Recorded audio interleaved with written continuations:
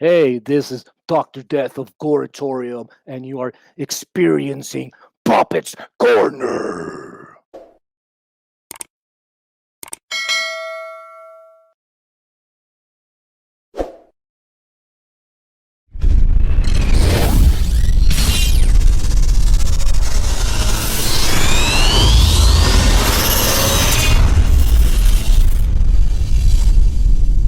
All right, what's going on, ladies and gentlemen? Welcome to another episode of Poppitt's Corner. I have the distinct pleasure in bringing on somebody who from very far away nowadays.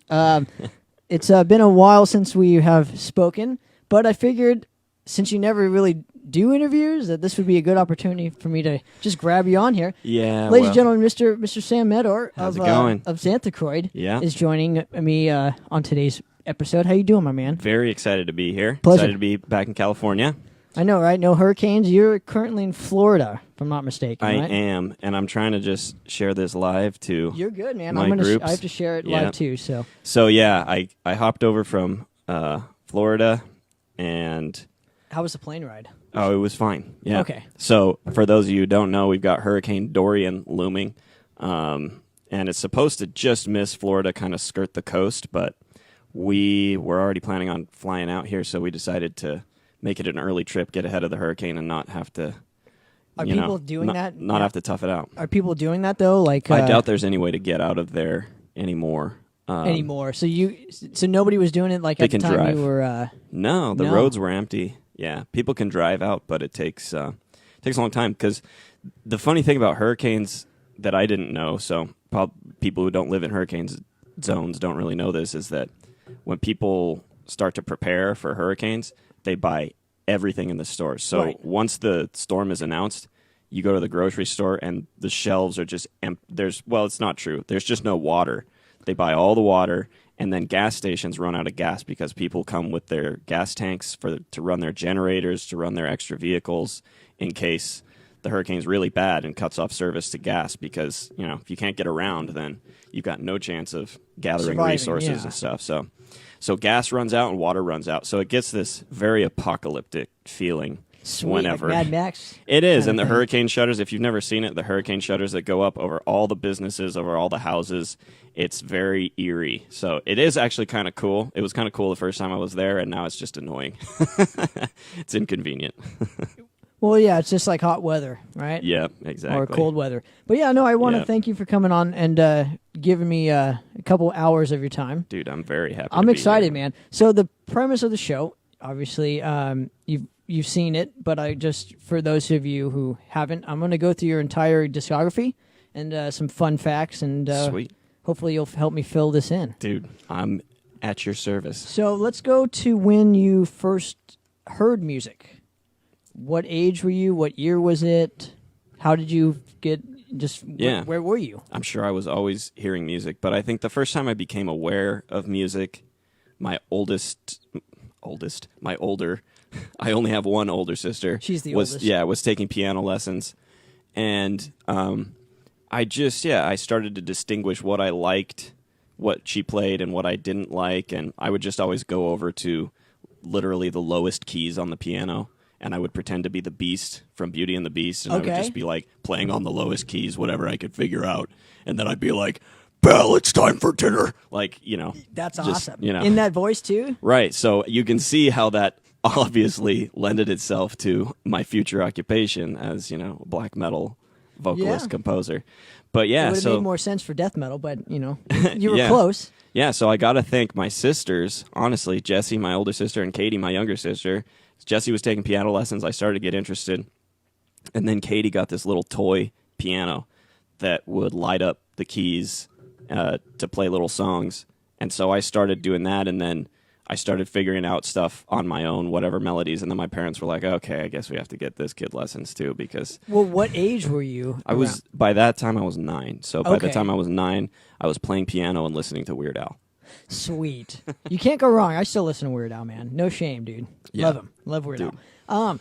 But what about the piano? I guess kind of.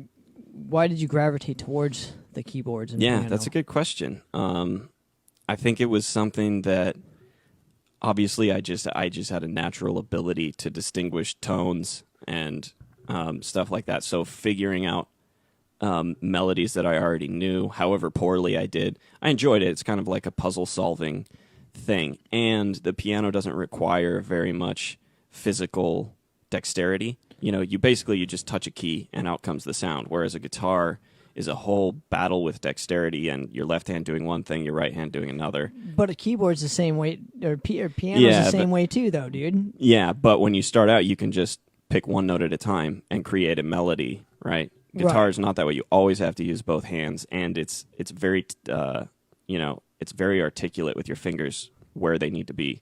If you don't know what you're doing on a guitar, you sound terrible. If you don't know what you're doing on piano, you can sound passable. I would say the opposite, dude. I don't know. At a certain level. At a certain level. Yeah. I mean, I'm absolutely terrible at piano. I can never do what you do. Yeah. But guitar. But you could take a finger and pluck out I some can play notes. Sesame Street, but other than that, I'm good. And when you're a kid, it's just there's no self criticism. So it was just I think it was really just a joy to just be able to sit there and make some sounds and make something that sounded familiar to me and to other people. And was it kind of cool creating something that was like bigger than you too, though? Like creating like a song or something that's like going to take on a life of its own. Oh, absolutely, yeah. Later at least on, at that age, it's like the sounds. It's just like, oh, I want to play like this. And yeah, and you just start to, it's like, how do you create this feeling? And then it just kind of evinces itself to you, and you're like, wow, I just did that. Yeah, right? It's pretty cool. It's pretty cool. So, I guess, when did you first get the first piano kind of? Yeah, so when I was 9, my parents got me just like a basic keyboard. So it was a 61 key, non-weighted keyboard. We rented it from like a business that surely would not exist these days. It was like a music rental business run out of somebody's house in Orange County. So it was cool. They had like violins and keyboards, and I guess at that time I started playing violin at school too, but I didn't think that was cool. Really? See, I didn't know you played. What age were you when you played violin? Just 4th to 6th grade. So when 9. when you actually had to pick an instrument to play? Yeah, 9 to 11. So yeah, well, it was you would be in the recorder class, or you could choose to join orchestra, right? Right. So, in elementary school, absolutely. Yeah. I remember those days. I remember, I mean, my mom thought I had something for it, but I didn't really like violin. It's a really difficult instrument, man. It always sounds terrible. I wouldn't want to fucking do this. Dude. But I love the sound of it. The way you hold it is so awkward, and your dexterity has to be so developed from.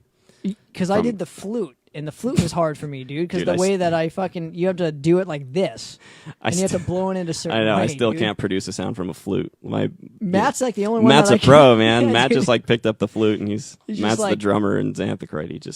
He's like, oh yeah, I can play flute now. Matt is like half of Xanthochroid. He fucking does like half the instrumentation. That's for right. that fucking band.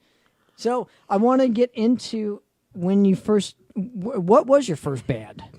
Was Xanthochroid your first? Xanthochroid. Wow. Xanthochroid. And you started in 2005. From beginning to end, no others. Well, that's not true. I was in a couple other bands we'll talk about. We'll get it. We'll get into it.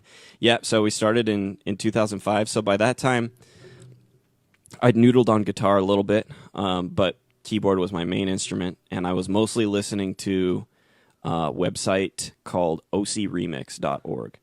So it's Overclocked Remix, and it was basically all just video game themes, video game music, and it was a whole community, and it still exists.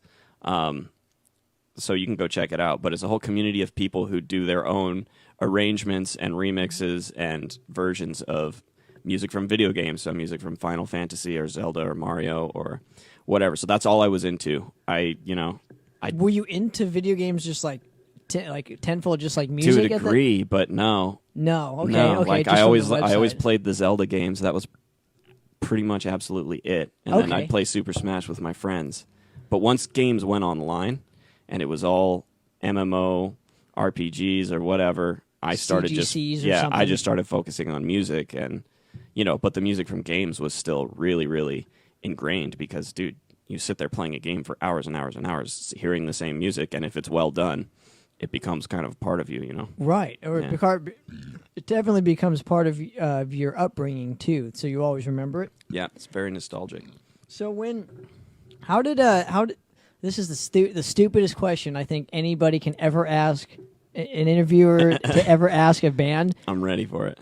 So explain the origins of the name for Okay. me. Not how you got. I mean, we'll get into how you got the name too. I hate that question. Oh, so that's yeah. why I No, yeah, I it's want okay. to word it a little and it's differently. good because there's been some misconceptions about it out there in the ether, and which is very appropriate for what we're about to talk about. But so Xanthochroid, I just wanted a word that was, I just wanted a word that evoked the imagery of the music that I wanted to create. So it was kind of a joint effort between myself and Harrison Reese, the original guitarist.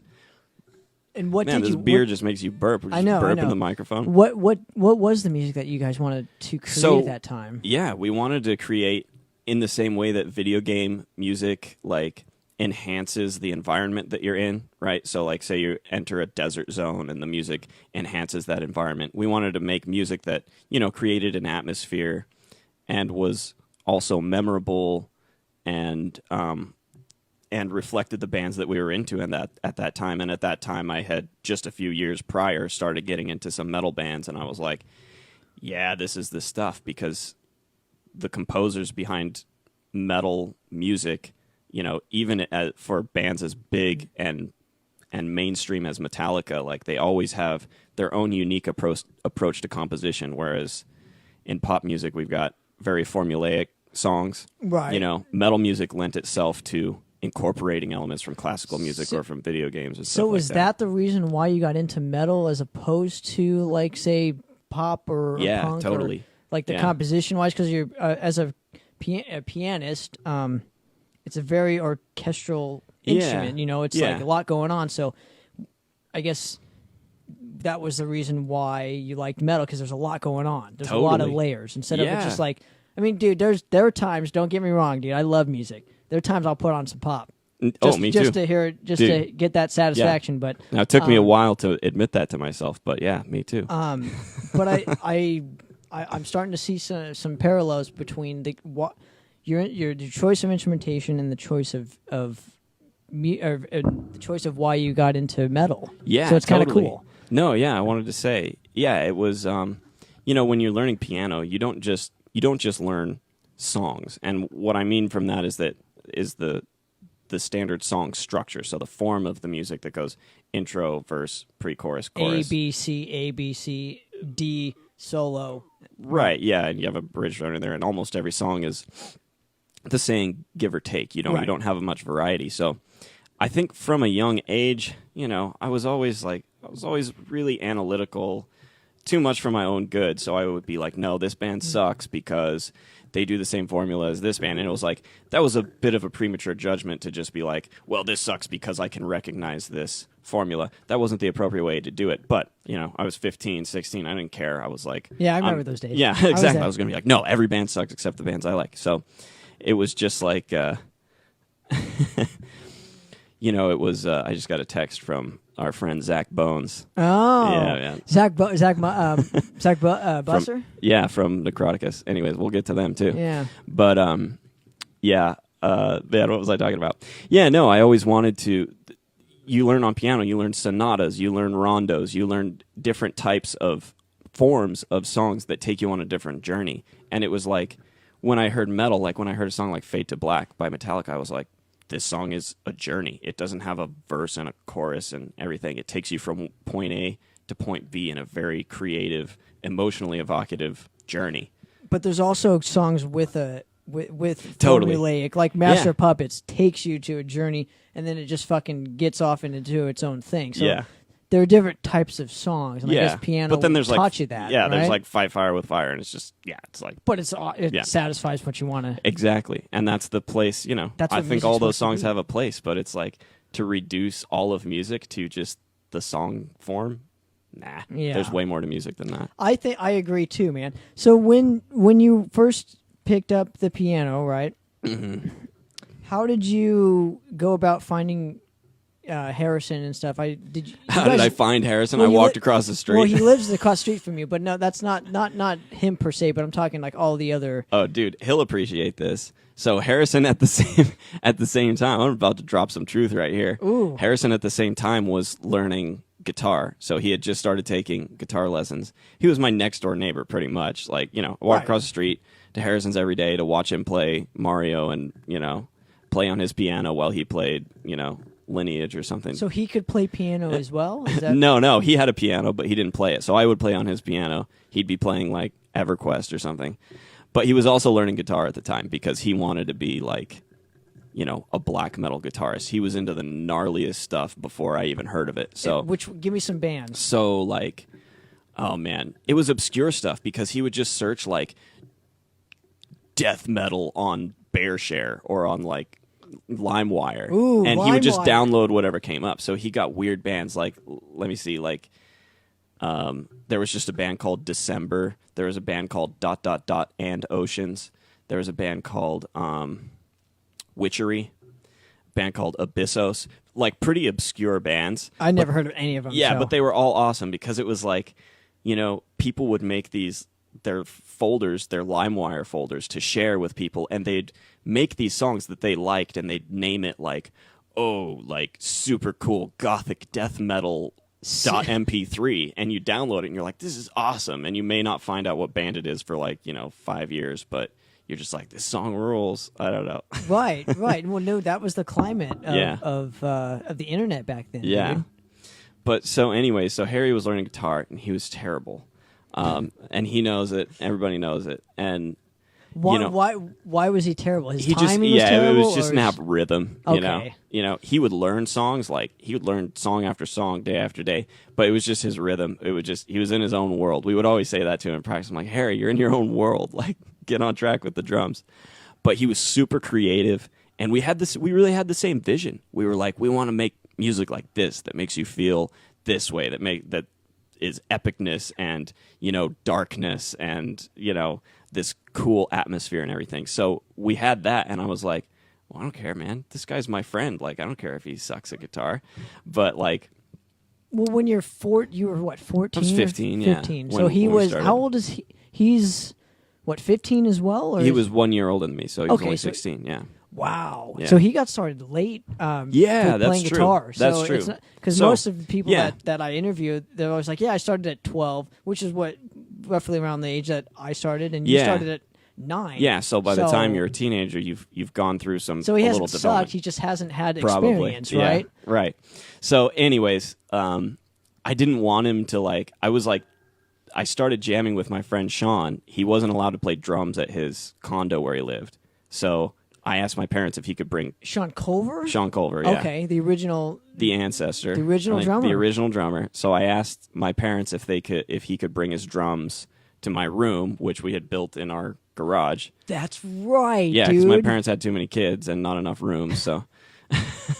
So I had a room built into the garage. You had the coolest room in the house. Best. No windows, gray walls, gray carpet, black ceiling. You had the greatest room. Yeah, it was great. It was no dude. AC, just sweat and metal. That room was dedicated to the band. I got my bed, my bed was almost on touching the ceiling because I was like, I can't have a bed taking up space in here. It was like a bunk bed, but it wasn't a bunk bed. Right, yeah, I took out the bottom, so it was just like, yeah, the drums need to go there. So I was like, I don't have room for myself. I just need my band in here. That's kind of cool. So what was it like to wake up every day in that room and just be like, oh, dude, I should be a way way better drummer than I am, to be honest. Like, I should be way better at drums. But yeah, I always had the drum set, I'd have a guitar. I played mostly acoustic, and I still do acoustic rather than electric, and my keyboard. So yeah, it really was like, especially in my teenage years, just wake up, play music, try to create something. Yeah, because you didn't have a job then. It's not like you had any responsibilities. So yeah, it's not just until like music 24 hours a day. Not until I was 16, and even then I wasn't working much. So when you got Harrison and Sean, right? So let's tell this story. I was jamming with Sean, and he was pretty good. He had been learning drums for a while. His uncle had taught him some stuff, and we were coming up with stuff. He was super creative on the drums. Didn't know the difference between 4/4 and 3/4, but it didn't matter. It was all just feeling and just creating parts. And I would play video game songs that we knew. Like, I'd play Lost Woods from Zelda, or I'd play Metroid. I'd play Metroid, or I'd play something from Chrono Trigger, or anything like that, any video games that we knew that I had figured out by ear, because back then it wasn't easy to find No, it wasn't music, easy to find tabs either. sheet music for that yeah. kind of stuff. So it was just all by ear, and we were having fun. And then Sean was like, let's get Harry over here. And I was like, Well, already an elitist before I even started the band. I was like, yeah, he's just learning. He's like, yeah, whatever. But Sean was just like, no, we're bringing him over. We're going to start jamming. And I was like, you know what? Okay. So he came over, and I would literally write out tabs, note for note, for Harry to play, because he was just learning and stuff. And I was just learning how the guitar worked and everything. And so that's how it started, really just the three of us for a little while. So from what 2000? What month of 2005? Was it early, That's a good question. January? I think February. February. Okay. 2005, as far as I can remember. And so we were just jamming for a while. I wrote Pangea. Actually, Sean. We'll get into that. I want to get into how the demo came about and stuff. But yeah. So I'm just wondering how long you jammed with those two. Was it just from February to I can't remember, man. Like 8? Was it 8 months? Was it 6? Now was it 14 years ago? So well, I know, but just try and let's say 2 to 3 months was just the 2 three 3 of us. months. Okay, so then after you started jamming, right, with the guys, kind of started getting how everybody worked in the band and how everybody worked as like individually speaking. Mm-hmm. What was your next step after? So that was when Sean insisted that we have his brother join the band. So we had Sean Culver and his brother Will Culver. He's one of my favorite bass players. Oh, yeah. So he's really good. Yeah. He was really good. He was really good. He was really good. I hope he's watching this. We love you, Will. Yeah. I haven't seen him. I'm glad he's doing well. Well, he's a doctor now. Asshole. I know who I'm going to. Anyway, so you got Will in the band. Yep. So and I was like, yeah, okay, like Will's really good. He was significantly older than us. So 4 or 5. Give me the age group. So I was 15. Sean and Harry were 16. Will was probably already 21 at the time? 20 or 21. So pretty big age difference. So, and I was like, but yeah, I've heard him play bass. He's so good. He can slap. He can slap, guys. Whatever the fuck that is. No, he can slap the bass. That means he's basically a god. I like that. He's basically. But he had also like with 2 S's, right? He had also kind of grilled me when I was younger on like some music theory, and I was like, I was like kind of out of my depth when he asked me those things. I was like, wow, I don't know. You must know everything. And so I was just like, well, okay, I guess we'll have Will over. Like, he's so good. Like, we'll see. So Sean had been sharing some of our music. I think we must have made like a little recording of it, some of our music that we'd been jamming on. And he heard it, and he was like, yeah, like, I'm into it. Like, because Will's was the biggest nerd of us all as far as like video games, and he knew the history, man. He's an 80s kid, so like, he's older, dude. Yeah, of course. Yeah, so he was really into what we were doing, and I was like, yeah, okay. So he came over with a song he had. Oh man, if I knew we were talking about this, I would have brought because I still have the paper. That's awesome. He dude. came over with a song that he had written, and Will was basically like, I mean, if he wasn't going to be a doctor or a musician, he would have been like a very kitschy, cheesy comedian. Like, he could have been in Tenacious D, like that was always his jokes. You can still, if That's like, great, if you have him on Facebook, guy. like his personal page is basically just a meme page of like punny, wholesome memes. It's hilarious. So he wrote a song called "People of the Turd," and I still remember it. And he played it on bass and sang it for us, and he was like, "If I was a turd, I'd jump out and scare people, yeah." And just it's like Mormons on. It's like Tim's classic. Yeah, Mormons exactly. on bikes. So it was dude. like that, and we were like, "Okay, that was pretty funny." But at the same time, he wasn't into metal. I didn't know that. No, he wasn't into metal at all. It was all like rock, maybe a little Perfect Circle, but Tool was a bit much for him. Yeah, and I don't know if I'm misquoting that, Will, but we'll see. So it was kind of like an adjustment, and we're like, okay. So, because me and Harry, we really wanted like metal, and then Sean was like, either way, he was the drummer. Like, he just plays the drums. It doesn't matter. And then Will was more on like the actual rock side of things, and I wasn't familiar or interested in it. So the early Xanthochroid was really a result of 4 very distinct influences, and that's why it was actually really cool. Dude, so here's my story, man, and I can definitely add to this. So it was 2006. This is when the Pangea demo like just came out. Just dropped. Right. Was officially released. Right. So we went to high school together. I had no idea who you were. I think I just came because I forgot why I was in music appreciation. So our El Toro, let's explain real quick to the viewers. El Toro High School had this thing called music appreciation. Well, yeah, because it had no real... The only music program it had was marching band. Yes. There was no music theory class. There was no, like, music history or music appreciation. It was only marching band. But why were you the leader? Like, how did you get into... So, because it was going to not exist. So, the year before, I played at Bullstock, which we'll talk about, which was our... That was 2005? That was 2005, yeah, we played there. So I was not in... No, I guess you weren't there. Or were you not even in high school? I don't think I was in high school yet. Yeah, because you were 2 years... Yeah. Okay. Yeah. So I had played there, and the club was falling apart. Like, the teacher, every club needed a teacher to sponsor it, and the teacher was like either over it or he was retiring or going away or something. He didn't want to do it, and so I just like I don't even know, man. I was so determined to make the concert happen again. That's the only reason I became the president of Music Appreciation Club. You literally. did, dude.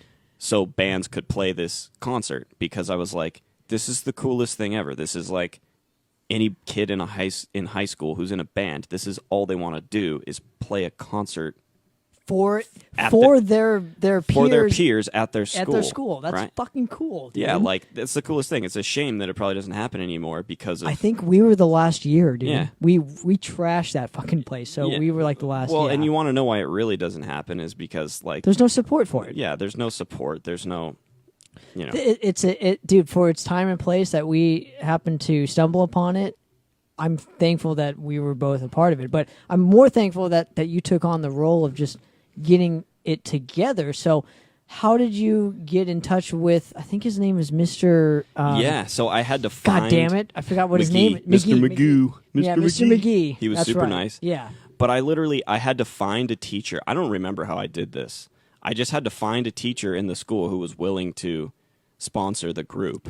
Which means, hey, it's lunchtime. Do you mind us utilizing your classroom for the lunchtime too? Yeah. That's what all it was. And then you gave, I guess, updates pretty much every week. Dude, yeah. And I remember it was me, you, John, and like maybe Zach Busser, and that was it for like... The funny thing was there was 6 music months, appreciation, and all it was metal appreciation.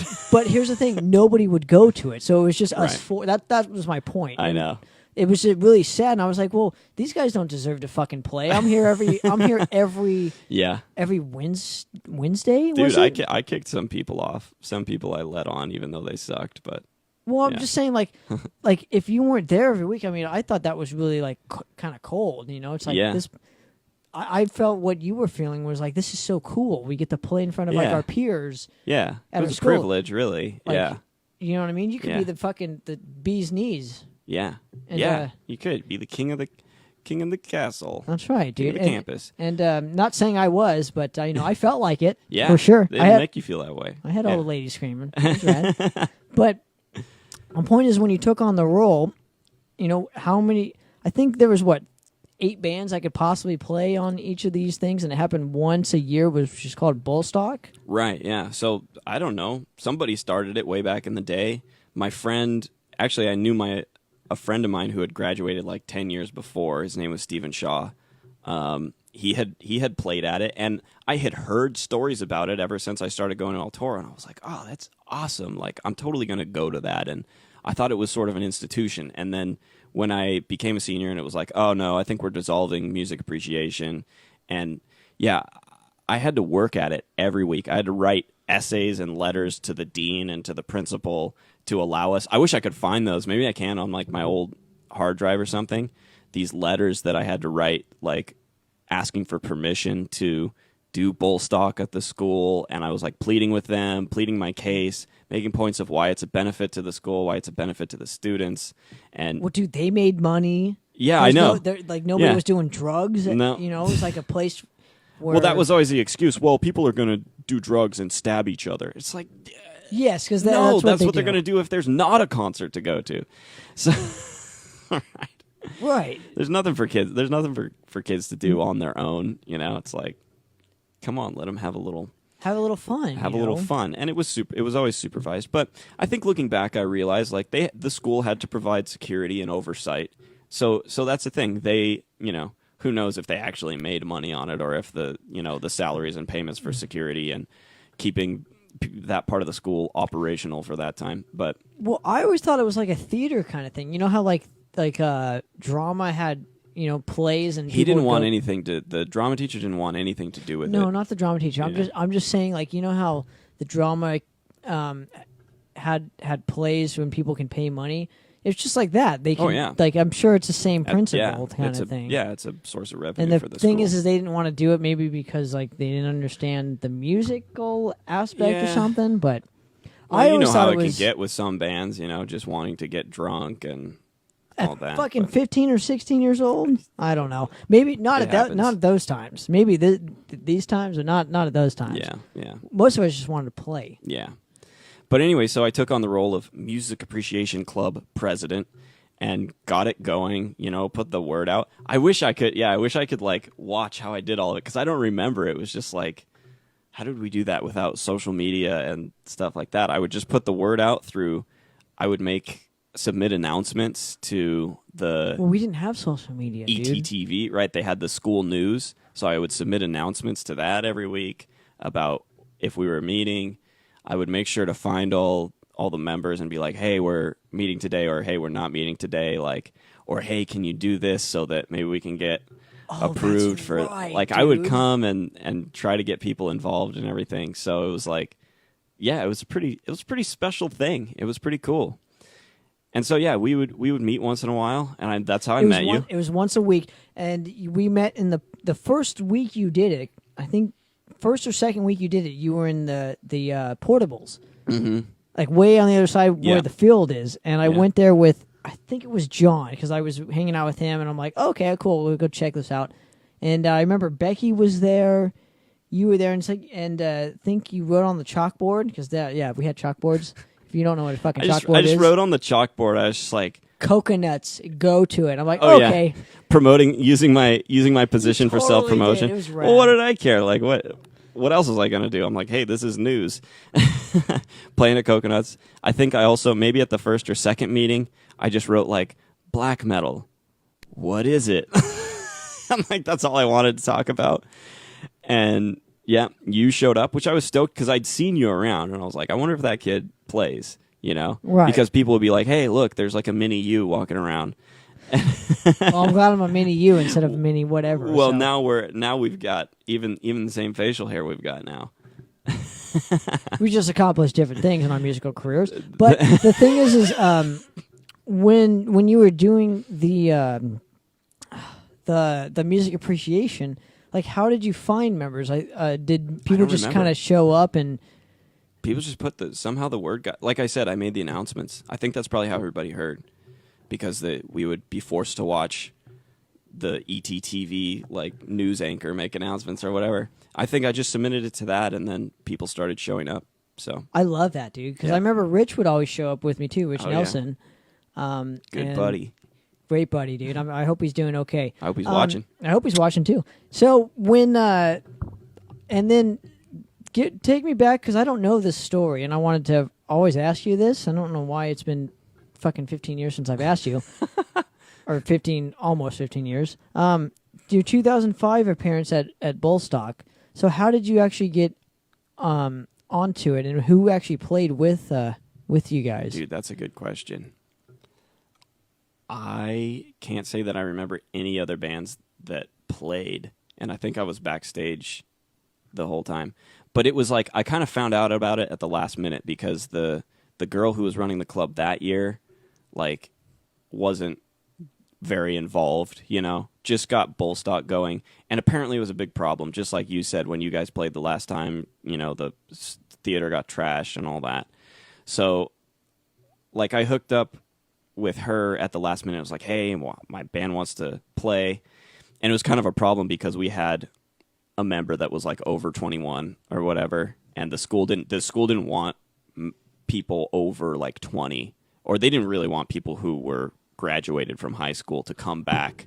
You know how they don't want that. Oh, they don't that want makes a kids lot of coming sense. back to the high school. So we had to get that worked out. But yeah, I don't remember. I just remember I was like, wow, that was really fun, and it could have been way better. How so? Just with somebody who knew something about sound, setting up proper amplification, proper, sound reinforcement, and keeping the bands on time, keeping, also being a bit of a curator for what bands were going to be allowed to play. If you remember, I required every band to submit a demo. That's right. And I still have some of those demos. So what was the requirement for those demos? I think I made it like you had to have 3 songs, and it could be any record. It could be just a 1 mic recording of your band. And I sat there and I evaluated, the musicianship, and because I was judge, jury, and executioner. I was just like, this is all up to me. The Like musicianship. That's funny, dude. I like judged every band for like the musicianship, the songwriting. It was my fantasy world of like music dictatorship where I could decide what was good and what wasn't. I think really what happened is that there were really only 8 bands that were formed and serious about playing. So no matter what, I think I let everybody play because at least they were a band that practiced and wanted to play. And the guys who were jokers who never even submitted any music, I just had to say, you can't play. Right, because you didn't meet the requirements. I think that's a great thing that you put in place there. Yeah. Hey, venues should do that. Right. So when you chose the bands, right? How did you do the order for them? Like, how did you know what band to put on when? Oh, that's a good question, man. Like, how did you know? Like, it's like, okay, well, you're kind of just I think starting I grouped them out. by genre. Okay. Yeah. Heavier bands play later in the night. I probably put you guys closer to us. I don't remember the. We did. Yeah, we played either the before order. or after. I wish we had a film of that one. I do. I do of ours, but not yours. Right. That's what I'm saying. Yeah. So. Dude, don't forget too. I videotaped everything. Remember that? Remember those I days, know. dude? There's some good videos. You should put them. I know you've put stuff on. Yeah. On But the YouTube point stuff. is, so when I was doing Xanthochroid, when I was doing Necroticus with John, I think we played right before you. I think so. I think we did. Yeah. But I was just curious as to. And then I put Necroticus on after. Yeah, something like that. They were like the last one because I was like, yeah, we don't want to play last because people will be leaving. Right. So Xanthochroid sorry, gets the John, best. you got the scraps. Yeah, Xanthochroid gets the best spot because I'm I'm the Sam. president of the world, and we're going to make Bullstock great again. That's funny. I was just curious as to your lineup for 2005, I guess was my original question. So 05 was the original lineup that really only lasted 1 year because following that, Sean joined the Army. So he was gone after 1 year. So that was the original lineup: Will, Sean, the brothers, Harry, and me. So 1 guitar, 1 keyboard, 1 drums, 1 bass, and no vocals. Right, well, you didn't have you didn't have to have we were vocals instrumental. because you're instrumental and you were doing like not video game covers, but you were We did some, and then we you had did some originals video too. game-esque music. Right. Down to the cheesy synth patches. So give me a rundown of how you recorded the Pangea demo, because I know Xanthochroid fans need to know this. Oh, man. So I did start, if you're a member of Xanthochroid fans, I did start sharing the Pangea demo. Well, that's because I fucking kept kicking your ass. I'm like, I know. hey, dude, you need to share this because you're like, dude, nobody is going to believe that that's actually us. And it's like, it doesn't matter. That was part of your history. Because I remember remember that open fucking, like, what the hell is it? thing in El Toro, right above the gazebo.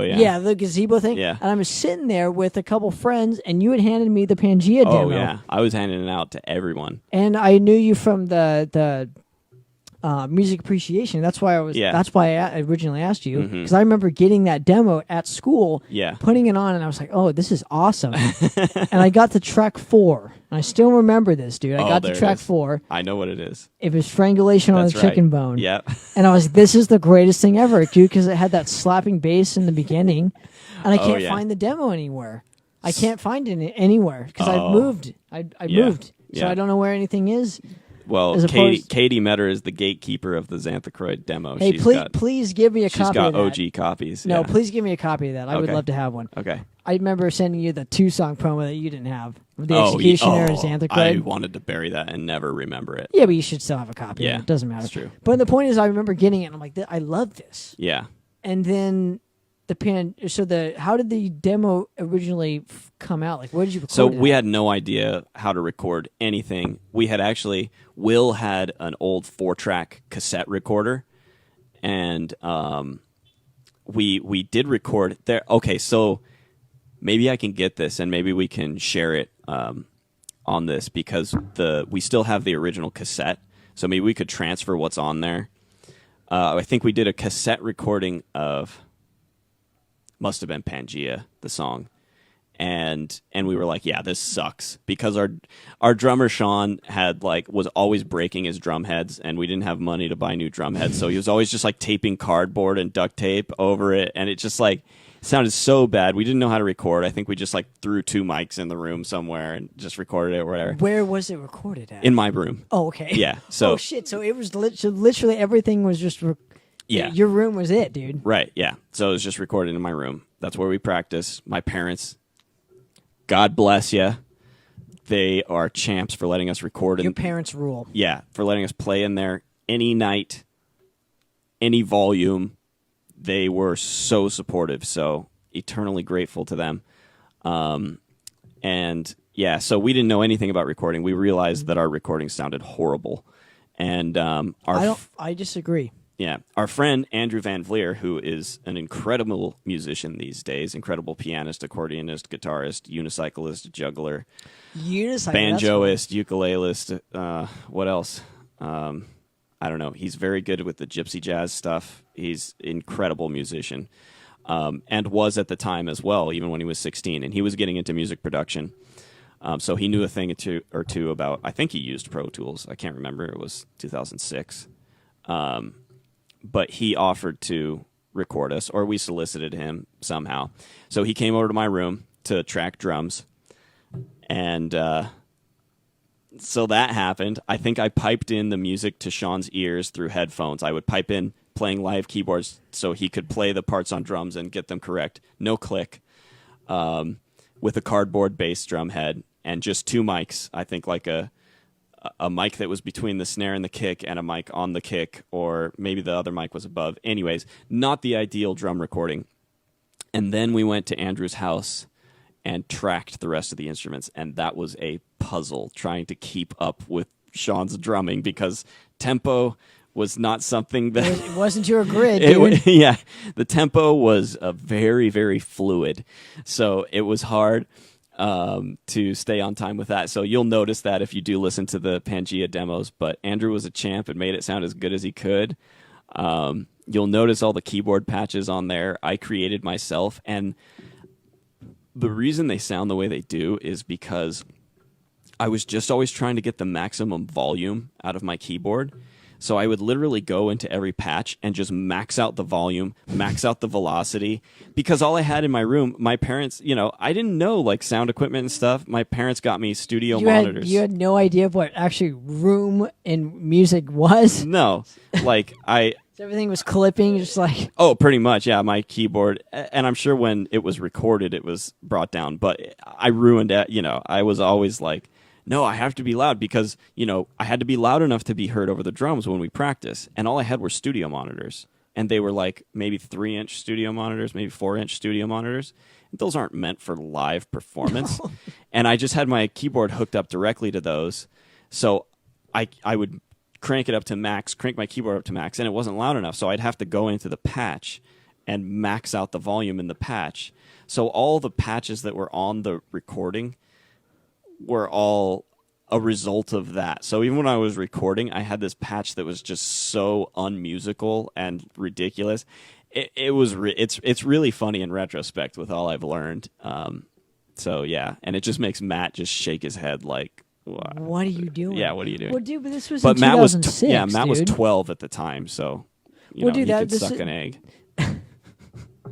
That I would like to see. But no, in 2000, that was in 2006. So who did the artwork for it? Real quick. Yours truly. Oh, you did. Okay, As- so as- how did it come about? I was taking a graphic design class in high school, and I learned about this Photoshop filter called plastic wrap. And there was a Photoshop tutorial. Plastic wrap. Yeah. What is that? It just makes everything look like there's a layer of like saran wrap over it. And so I found this tutorial online that was like how to make a realistic looking planet. And so it was all just done in Photoshop, the Pangea artwork. I wonder if it's And what was the name behind it? Why Pangea? Like, what's the... just trying to tie into like the vast and epic themes, right? But Pangea is supposedly the original continent before, the tectonic plates, separated and Oh, so formed it's the Earth, continents. it's Earth before Earth? Is that what you're telling me? It's like... Yeah, I guess so. Okay, You cool. know, whatever you believe, whatever. At the time, it was. That's what it's called, though. Okay. Okay, yeah, right. It is called Earth. Yeah. So yeah, whatever it at the is. time, it was a very appealing concept to me. Time before time, right? That's cool. It's still cool, dude. Right. And so Pangea, just a big, an epic concept. There wasn't much thought behind the titles and concepts back then. It was just like Clearly. it was just whatever came out of the music, whatever it made me think. I was just like, okay, that's the title. Next. So, why Strangulation on a Chicken Bone for fucking... I was reading John Steinbeck's East of Eden Okay. in high school, and he's a great writer, but I didn't get it at the time, but I liked some of the phrases that he came up with, and Strangulation on a Chicken Bone was one of them. Okay, I think it was cool. terrible. I think it was about literally like some big man like strangling a woman to death, and he was like, oh yeah, it was like strangulation on a chicken bone because she was so skinny or something. Yeah, It's pretty so fucked up. but I kind of more got the image of like choking on a chicken bone Yeah, from like that's what- eating it too fast. Yeah. That's what I thought. It Was too. just a goofy song, and the song is goofy sounding. So when did you first play your first concert or whatever? Dude, oh yeah, so Coconuts, yeah, Coconuts, so- Coconuts was the first show, yeah. But it wasn't the one that I saw. So it We was were the one supposed before, to right? we were supposed to play at a bar called Diablo's, In what city? that in Lake Forest. It was where the Gypsy Lounge used to be. Wow. Yeah, so Diablo's, so before Gypsy Lounge, and we were supposed to play there. At that time, we were so young, we didn't have a clue about how to like go about that, like get a gig or something like that. So Will, thankfully being in the adult world, was trying to get us out there and stuff. So we were supposed to play at a place called Diablo's. That fell through, I think, because the place went out of business or something. And then he got us a gig through his friends in a band called Dead Man Walking. And so I don't know if Austin Norman is watching, but he was the bass player for Dead Man Walking. And Will was friends with them, and they got us on that show at Coconuts in Capo Beach, which was a tiny little bar with a stage that was maybe 2 inches tall. I remember. So you played. What was the feeling like when you first played a venue? I think it was probably the best feeling I'd ever had in my life up to that point. And as far as like a euphoric feeling, or Yeah, as far totally. As, To be able to share the things that I had written and that we had developed as a band, like, just creating these songs out of art, Thin air, dude. Yeah, It's out just- of thin air, out of our fellowship, out of our creativity. We created these things, and we had so much fun playing them, and we finally got to play them in front of people, and people came back in those days, believe it or not. Did you know? have to sell tickets for it for the show? I don't know about Coconuts. I don't think we ever did. I don't think it was a selling tickets situation. It was definitely not a paid situation, though. Right. But yeah, and it was one of those things where it's like we weren't really allowed to be there because it was a bar and we were Under 21. under 21. But back in those days, it didn't matter as much. They would just mark your hands because the world was sane. Right. And they would It's allow you kind to of come like in what and it needs play. to be And then you could go nowadays. back outside and, it was okay. Yeah. And everything would be okay. Right, and you can go drink in your car. So, under did you 21. come to that first one at Coconuts? I only went to the one that you advertised Okay, at. I think it so. must I have been think the that was the second second one. So Yeah. I saw the second ever fucking Xanthochroid show, which Yeah. I'm still proud of. Whatever. Oh, yeah. Yep. Right, well, Sean, it was still the original lineup with Sean. Yeah, I was there for a long time. Yeah. That's beside the point. Let's talk about you real quick. Okay. So after the Pangea demo, there wasn't really a reaction to it. There wasn't a reaction to you guys until the Occultist EP that Oh, came out totally. in 2011. I know you did some stuff before that. Yeah, there was a big interim period with, we had another drummer, Brian Goodrich, who was Will's friend, so they were the same age. We actually played a lot of shows during that time, like You played Hoagies with we us. played and- Hoagies. Oh, dude, don't give me those yellow tickets. Dude, I showed him. For those of you who don't know, ladies and gentlemen, I showed him some my portfolios, I call it. My scrapbook yeah. of just my musical life. I think every musician needs to have a scrapbook of themselves. Totally.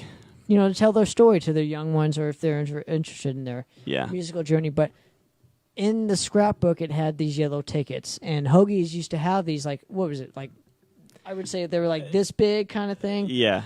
They were literally cut out of construction paper. construction Sometimes they wouldn't even cut them for you. Dude, sometimes they were blue. Oh yeah, that's right, dude. Yeah, sometimes you'd have to cut them yourself. That's You're right. sitting there with scissors cutting out the tickets. So And then they'd you'd make have you do that. You'd have to go exploit your friends to sell. And usually your friends were so young they didn't even have transportation, so they might not even come to the show. Selling we'd sell like 80 to 100 tickets at a time for a show. Yeah, dude. We would. I remember those Yeah. days. Man, those Yeah. are good times, dude. Yeah, there was. There's not yeah. a lot of all ages venues anymore, which kind of is a shame. Yeah, I wouldn't even know, but yeah. There isn't. Trust Yeah. me. Yeah. But my point to the whole Occultist EP was that you guys were just making a name for yourself. You Oh, just totally. got Matt in the band Mm-hmm. around that time period. And I just was curious as to how you found him Yeah. and how the Occultist EP came about and where Yeah. kind of you recorded it. Yeah, that's great. And that was a really, really fun time too. We had kind of a high in 2007. Right, because Sean joined the Army, Yeah. Brian was filling in, and then you found Matt. Yeah, we played a lot of shows. Couple years go by. We're all basically honing our craft. I had started going to college, so I was learning a lot about music theory and how to really achieve the things I wanted to achieve musically, how to write certain styles, how to write, orchestral music and things like that. So I was, kind of honing my craft through those years. And then the girl I was dating at the time, she was still in like the early music theory classes that I had already gone through, and Matt was just starting to take those classes too. Of course, Matt was not even graduated from high school, taking those classes, but not actually doing anything, just going to those classes to learn, and most of the time not doing any of his homework, but but just attending college.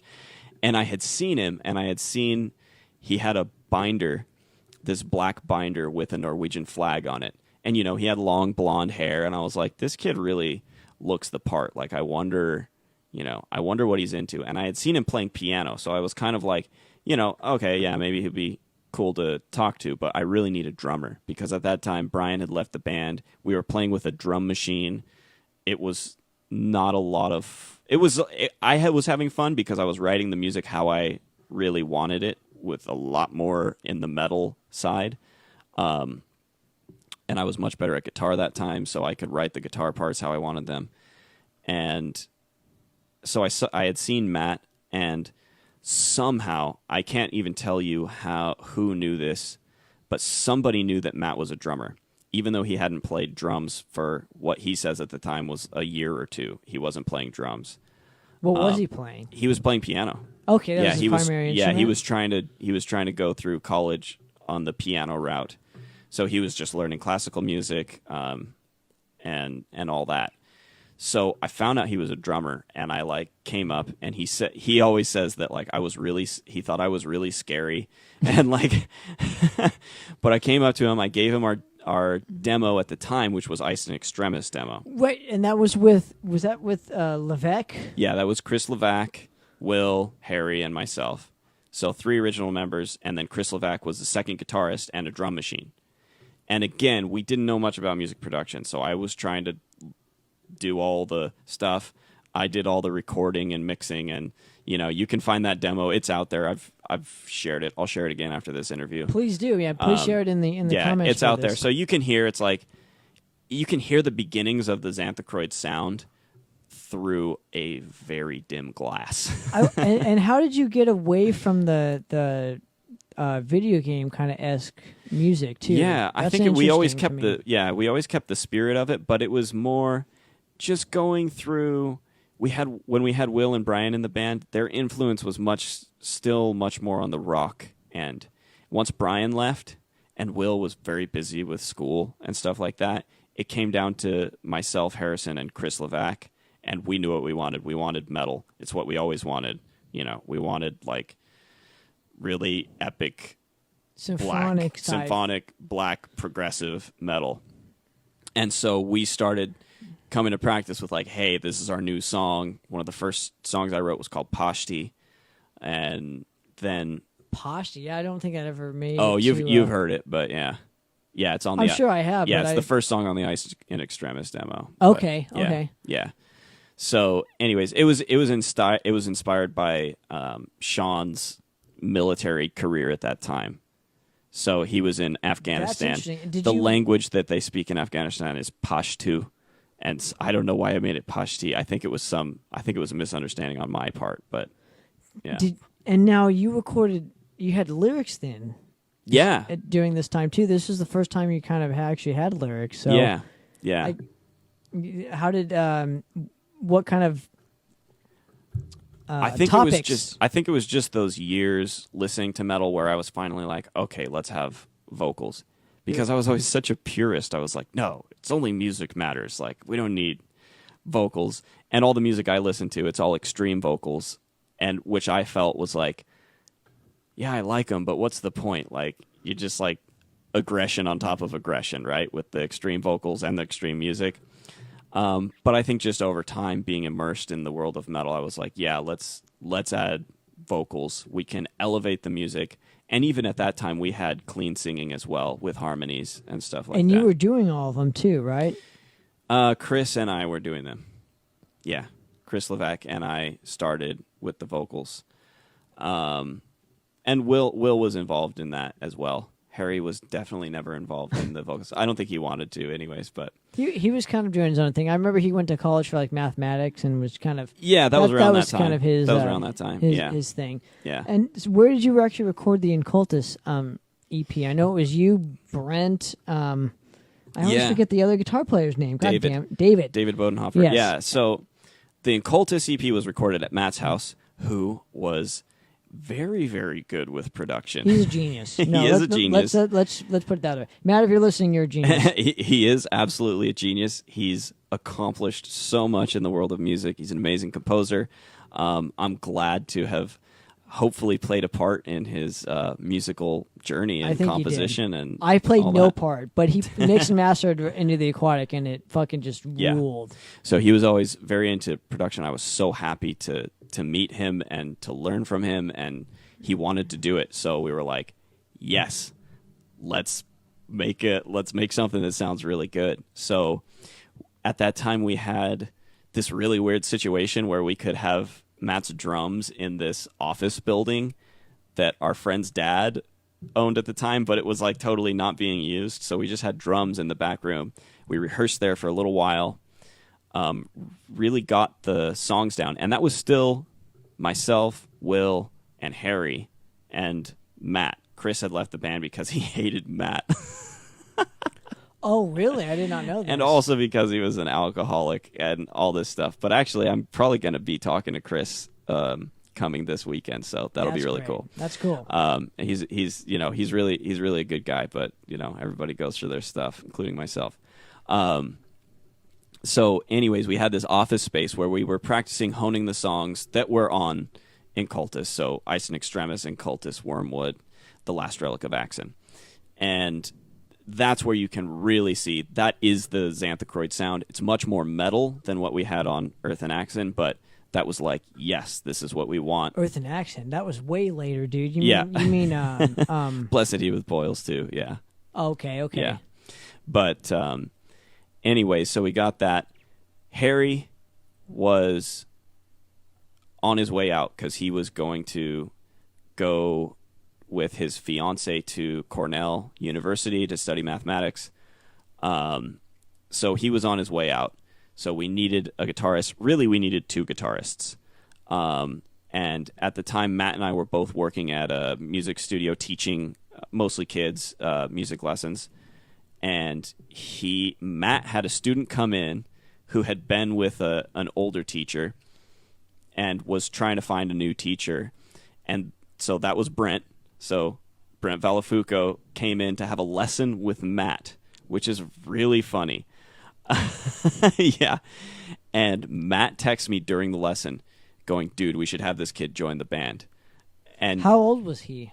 Brent was 15. Oh, shit. And so I was 21. And wow. Yeah, I was 21 and Matt was 17, almost 18 maybe. Wow. And so like, yeah, this kid is 15. He was like, dude, we should have this kid join the band.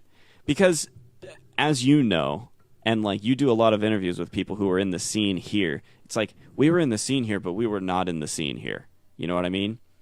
Our music we belonged in Europe, in Scandinavia. We didn't have really any place in this scene. People liked us. But none of us did, though. Yeah. Because we didn't either. Yeah, that's true. But you know this. Like, nobody liked us then. Yeah. Nobody did. That's true. Yeah, But, yeah. So we were kind of all in the same boat because Yeah. there wasn't really like a scene here. Right. Like in LA, that thrash scene was huge. The only scene was hardcore. Yeah, the only scene was metalcore, dude. And us and you guys in Necroticus, we didn't fit in with that. Yeah, that's true. We weren't yeah, those bands. We were all know? in the same boat. And I'm not, like I said, not discretioning anybody who liked that stuff. I just didn't like it. It wasn't my definition of what metal should be. Right. And because of that, because of it was so popular, none of us bands had our own thing. So we had to like kind of get together, even though we didn't play the same style of music. Yeah. Or metal or whatever, we had to still get together and still kind of Yeah. work together Yeah, exactly. to make it work, right? Yeah, yeah. Because none of us are better than our parts aren't better as our whole kind of thing. Right, You know? yeah. You have to stick together. So yeah, it was frustrating. Yeah. It's frustrating, dude. It was frustrating. Yeah. So trying to find a guitarist who was gonna be Compatible with you guys. gonna want to play that type of music was tough. So we said, okay, let's find somebody who's really young who doesn't know what they like yet. Well, if you're 15, you don't. Not that was our plan, but it was like, hey, this could really work because we showed Brent our music. He thought it was amazing, and he was and is crazy gifted musician. Just his ear is incredible. His knowledge of the fretboard even at that time was just like, I never would have played it like that. So that's really cool. He had a way of playing that was very unique and foreign to me. So I was like, okay, let's bring him in. That's really good. He was kind of insistent at the time that his friend join the band too. And we were like, we've got one 15-year-old in the band. Do we want 2? And that too was David Bodenhofer, right? Right. So at first we were like, I don't know. But David was super into our type of music, right? He was super into black metal already. So we were like, okay, we'll give him a shot. He came over and we were like, you know what, this could really work because they're buddies. They're both still in high school, which is really cool. Like people in high school have bigger networks than anybody. They're all right? friends, Yeah. you know, And so- it's like, hey, yeah, this will be really cool. We can reach a whole new group of people, and they're into the music. They're super talented. They're just like we were. So, why not have them join the band? So I think that was kind of like a golden lineup for a while, was myself, Matt. So the Blessed He with Boils. The Blessed He with Boils lineup. Yeah, David and Brent and still Will. So still me and Will sticking it out, and Will sticking it out through his advanced schooling. And I wondered why he stuck around during dude, that time. because he loved the music, man. He loved the music. He loved being a part of it. At that time, he was still contributing. Dude, he was his like own, 27 at that time. Yeah, he was still contributing his bass parts and still fully committed to his own pursuits in school. So it was just, and he played bass. made it work. He played bass on the Occultist Yeah, EP. So it was like kind of the last kind of thing for him. it was. Because Yeah. the next year you recorded Blessed He with Boils. Yeah. And you, tell me how the recording process was. Yeah, so right after we released Occultist, we started learning a lot more about how to do that correctly. Because when we released Occultist, we just put it out on Bandcamp, we promoted it on our pages, whatever following we had, which was very small at the time. Still online, you know. We always still had like a local, you know, something or other. We'd bring people to shows, but like we just put it out. We're like, man, how do you break through? How do you get to that The next level. that next level of like actually reaching people who don't know you in real life, who just love your music? That's every musician's goal, really, is to reach people through their music, independent of their, you know, personal relationships. And well, I can't say every musician's goal, but a lot of people who want to Dude, start if you're bands, no, yeah, if you you're want a to reach musician, people with that's your your music, goal. yeah. Man. Whether you like it or not, whether you realize it or not, it is your goal. Right. So Matt and I, at that time, we were gonna play a show at the Whiskey, and we were getting a little bit disillusioned. Oh, well, we have to say, when we launched Occultist, we did make an impact because we opened for Mayhem. It was Mayhem, Keeper Callison, and who else? That was at the Galaxy. Hate, dude. yeah.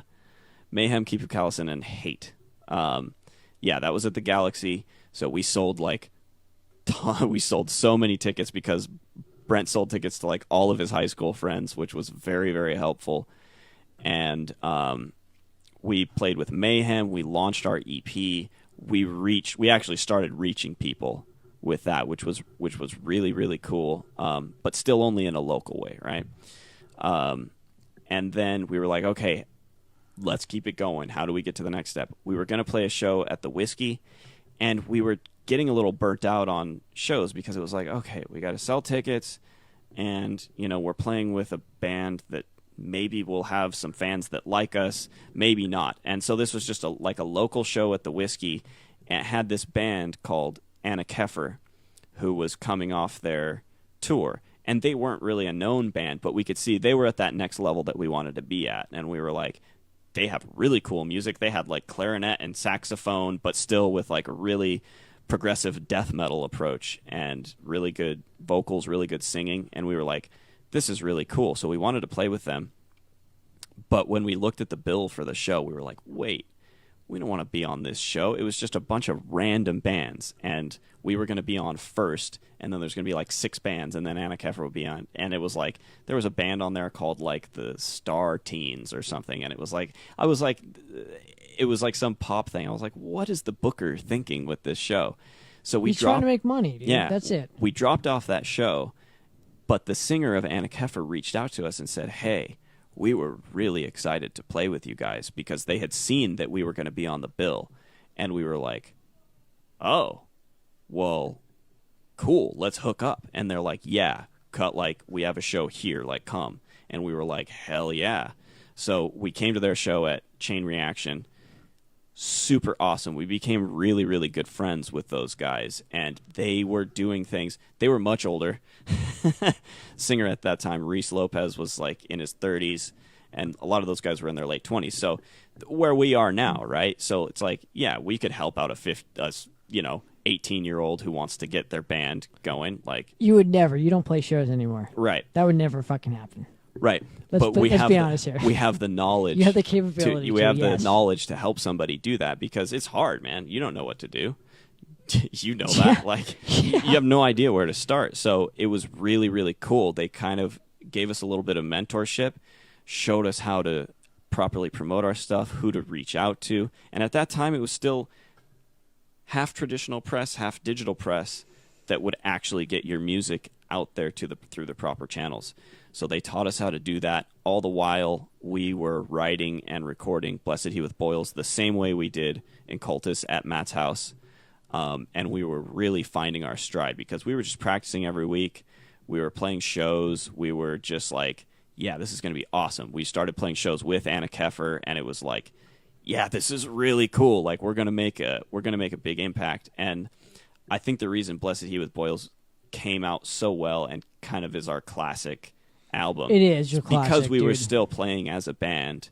We were always practicing. We were testing these songs, really as we wrote them and being like, yeah, okay, fine-tuning it. And then, but it did. We didn't really have much time for fine-tuning because we recorded it only in 1 year. From Occultist to Blessed He was only 1 year. Yeah, it is. And that was a full-length album. And thankfully I had a lot of material that I had written that we just threw in there. And it worked, dude. But Yeah. how did you get so symphonic on Blessed He as opposed to literally, Occultist? it was on Occultist, I was playing any symphonic elements. I was playing on one patch, and I would try to play 2, maybe 3 parts at a time just on my keyboard, So you can only get so far. You can't mix the individual elements. Like I would just pull up a string patch and play all the strings, hopefully get it all in on one, because I was really concerned with being able to play it live, right?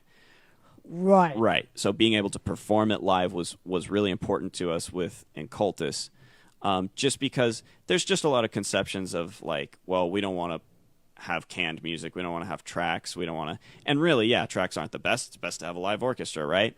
But we didn't want to be perceived, still a lot of insecurities, right? Didn't want to be perceived as like, oh, we're cheating playing tracks or playing music that we can't physically play ourselves, right?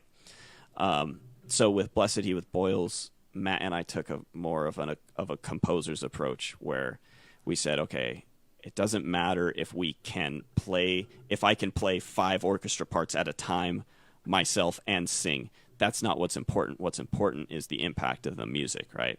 And it's not about our egos. It's about like what's the best music that we can make. And so that was with Blessed He with Boils. Literally, the only thing we changed was that I would record the orchestral parts, and we would record and write the orchestral parts each on their own track, pretty much. So, like for an orchestra, we would typically have 5 tracks: 2 violins, 1 viola, 1 cello, and 1 bass. Wow. And then all the other instruments on top of that. We didn't use much of the orchestra for Blessed He, but really, if you put a violin patch on over the top of metal, it sounds like symphonic metal. So it doesn't have to be full blown. And I like your artwork for Blessed He with Boils. Yeah, I know man. Natasha did the artwork for it, but it was really the first time that I had ever seen an album cover without an album name or a logo on it.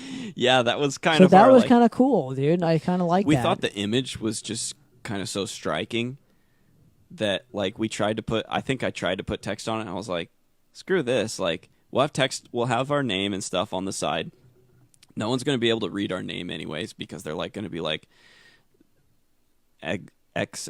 like your mom, Xanthochroid. Or they'll complain about it. Yes, like, or Xanthro, how it's a or dumb like my name, dad, whatever it like my is. dad would always say Xanthochroid, and just be like, okay, whatever. Let's just catch people's interest, because, dude, remember the days of going to Tower Records or to FYE I do. and just Album looking at an album cover that looks cool. Let's buy it. That's how Harry found Winter Sun. That's how I found Dissection. I was just like, which is funny because it was the same album artist. I just realized that. Oh, That's I did funny. not know that. Yeah, so it was just the art. Like, that looks cool. That looks like the type of music I want. And so we just said, And it okay, worked. let's take that element and That concept and apply it to and what just Xanthochroid apply is. it, and even drop our name, and it was about the art. Like, let's just make the coolest art. Let's just make the coolest music. Let's not make it like, oh, I'm the best shredding guitarist, which none of us are, but you know what I mean? It's like, just make it about the music and let it take off. And I think that's a big part of why Blessed He was really successful. Was It still is, dude. Yeah. It still gets talked about compared to with other albums. I sent you one where it was like, oh yeah, look, this album concept or this album got compared to your guys' album that came out, 5 Yeah. years after. I know, And it's yeah, like, that oh, was cool, cool. this is cool, Yeah. So, what was it like to record the record itself at Matt's place? It just happened in pieces, really slowly, because Matt had his little studio set up. So whenever we wrote something, we would record like scratch track of like, okay, let's piece it together, and then I would typically be the one doing the song structures and like, okay, let's put this together. So we would typically have guitar tracks, some piano, and some drum machine, and that would be our pre-production. So over the course of a year, we put that together, and then I think probably over a month and a half, 2 months, we did the final recording. So Matt set up his drums in his room, and we mic'd those up.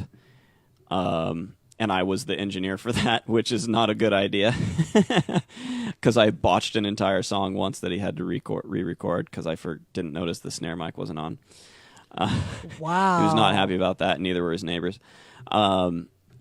So we recorded the drums in his room, and once you have the drums recorded, it's like, okay, now we can hone in, focus on the rest of these things. So basically, we taught Brent and David the guitar parts as they recorded them, and at that time that worked out really well. They and they added their own bits of creativity where it fit and stuff like that.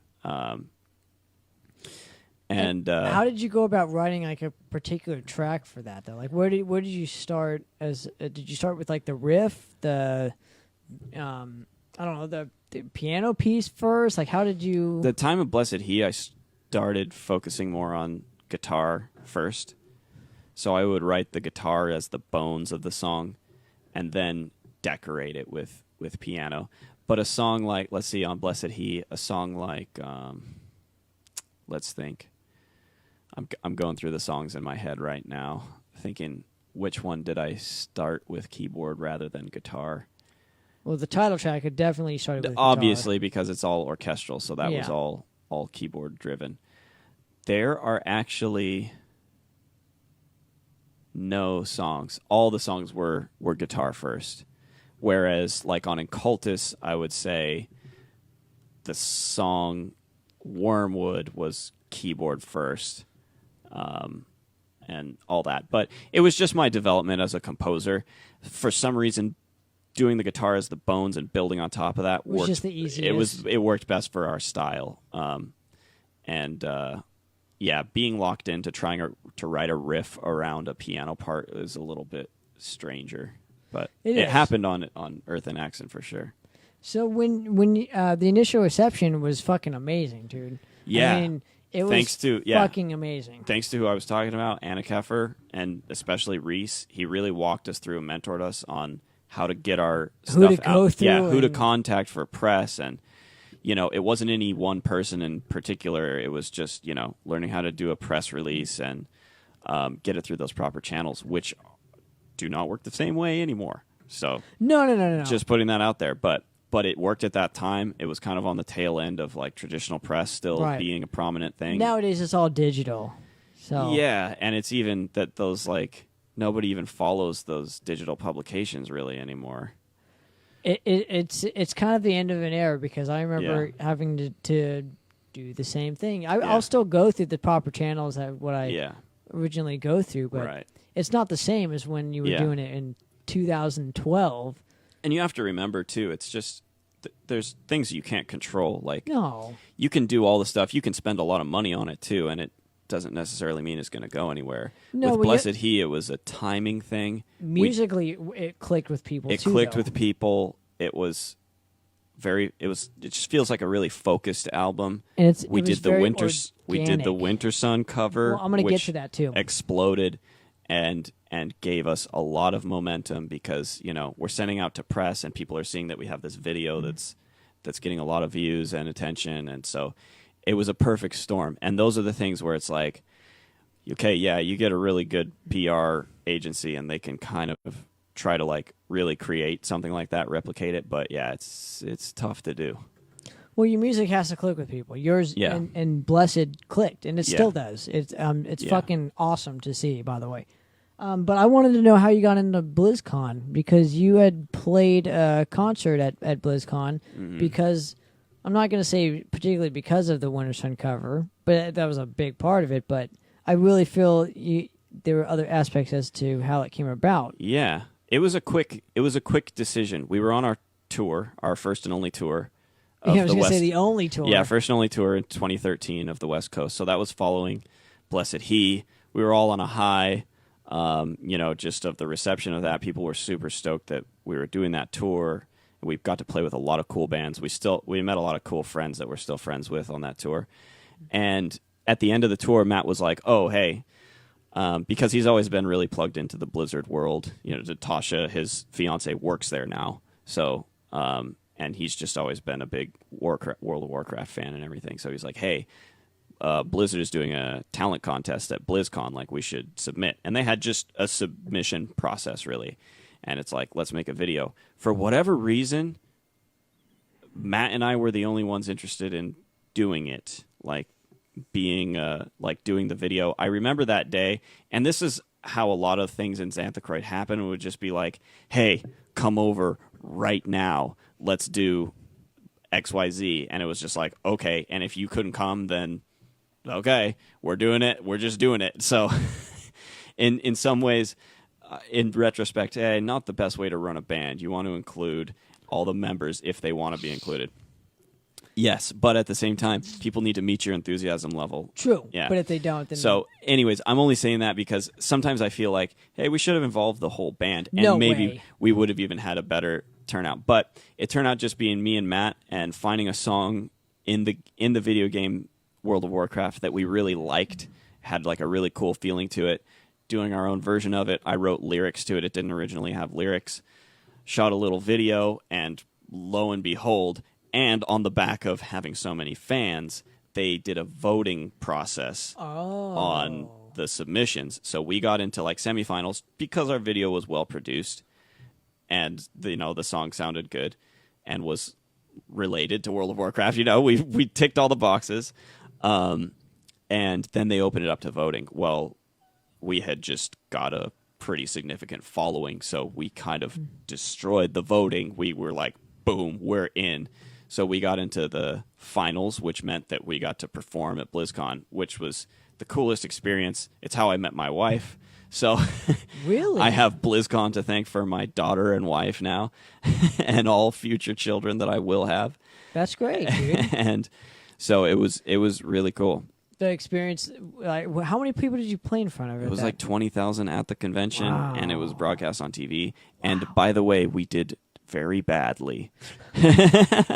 We did very poorly. It was our first experience with that level of production on stage, and we weren't ready for... We had done a sound check like days before the performance, and so they had made a mix for our ears. We had in-ear monitors, and then when we got there, it was like there were 20,000 people, so we needed to amp up the energy, but we kind of didn't. And we just played very softly.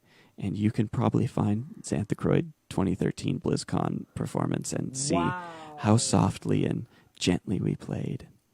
So it was pretty funny. But we loved it. They got us out.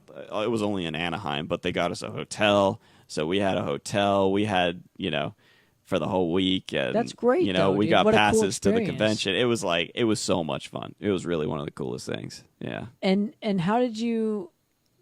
I guess what were you doing in between the BlizzCon thing and Of Earth and Accent, because it had been a 4-year fucking ride for you, dude. Like between BlizzCon, 4 years. It was 2013 to 2017. Yeah, how can I summarize that?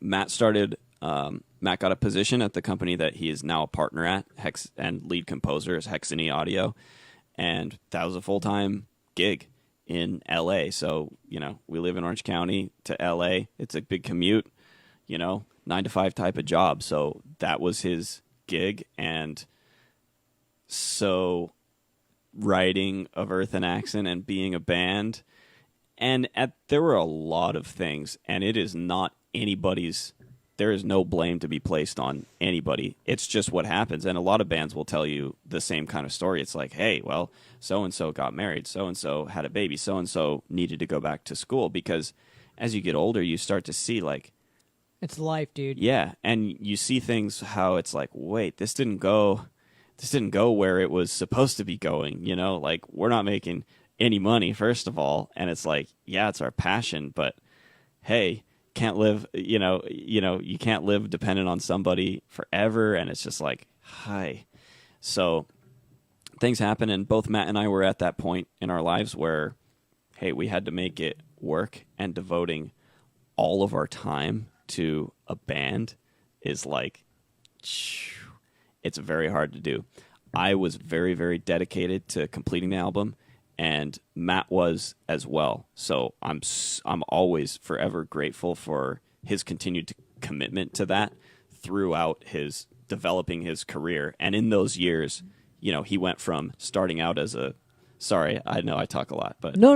Yeah. I will fill in the gaps where he went from supposed to. starting out as basically a grunt at the company doing whatever they would make him do, like All sound the crap- effects and crap work is what it is. implementation and Yeah. just like all this technical stuff, like moving files between servers and stuff, and to now he's the lead composer and a partner in the company. That's so great, it's dude. like, it's amazing. And during that time, he helped me put out, Of Earth and Accent, which he classic too, contributed most musically, and is like, it was what I always wanted to. It was my final. I gotta say this with Right. Xanthochroid. Why did you guys end up stop playing live shows though? Did it get too much? Was it the songs weren't being represented I'll properly just tell you. live? I'll just tell you the absolute truth. So, we did Blizzcon. And like I said, it was something where I wanted to include the whole band, but it was a quick decision when we did the video, and we did the video with only Matt and I, and it was like, okay, well, I guess Matt and I are doing Blizzcon. I've actually never talked to some of the guys about this, so they can talk to me if they want. I don't know if they felt excluded from that experience. And we had, I think 2 more shows after that. We played, our last show was at the Black Castle in 2014. And actually a week prior to that, Sean, our original drummer, who I was still best friends with, his fiance, died. Yeah. And so terrible. it was a really emotional time. And then following that, Brent and David had a falling out. With a lady? Yeah, with the lady was involved, so they weren't speaking to each other, and I basically had to kick David out of the band. And then it was just like, oh my gosh, where are we? We're out a guitarist. Things are very fragile in my own life. Matt is pursuing other aspects his of own career, and it was just like, yeah, where do we go? Where do we go from here? The wind was taken out of our sails. So that's like the absolute truth. I may have never even said that, made an announcement. I think it was hard for me at that time to make that announcement because I didn't want Xanthochroid to die.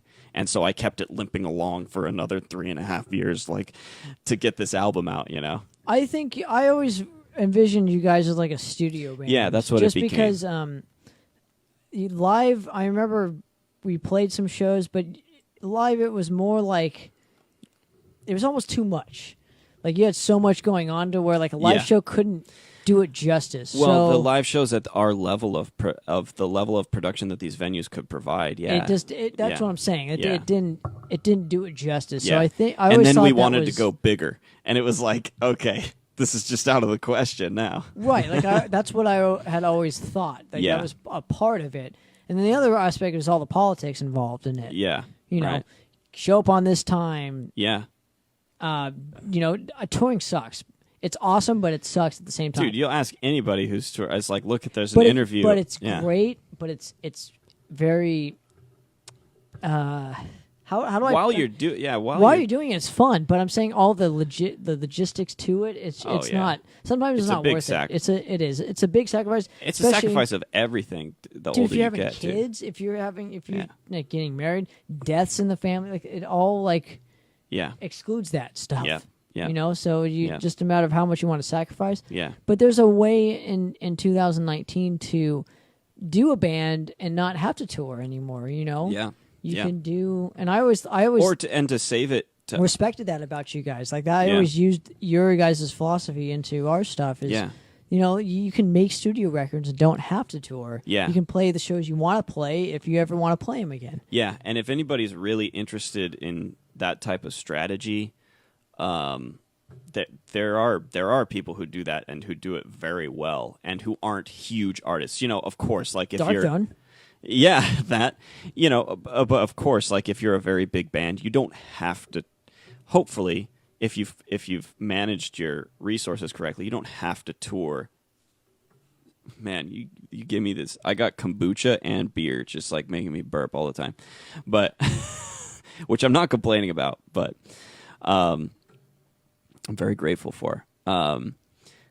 What was I even saying? Yeah, if you've managed your resources correctly as a very well-established band, you don't have to tour like, you know, do 200 shows a year. You know, you can pick and choose. Like, yeah, let's do this festival. Let's do this And that's what it's 6-day about tour. nowadays. It's about the weekend Yeah. warrior type. And if anybody's stuff. really interested in applying that sort of method to their own band, you should look up a woman. She's named Leah McHenry, and she has a lot of she does that very successfully with her music. It's kind of like a, I don't know, Celtic female-led metal-ish stuff. But she's very, very smart, and she has really, really good advice on how to manage doing something like that. And she has the evidence and proof to back it up. So if anybody's interested in that, she's a good person to listen to, Leah McHenry. So, what was the reception like for both Earth and Action and Earth and Action 2? Because it's pretty much a... Do you have a cricket sound effect? No. I loved it. I mean, I know the first one had gotten, like, not as much as what I would have liked to have seen. It was more, because it was more mellow, if I can say that. Oh, yeah. The first one, the flow of it, in retrospect, is takes a bit of patience. You'll be rewarded with the last track.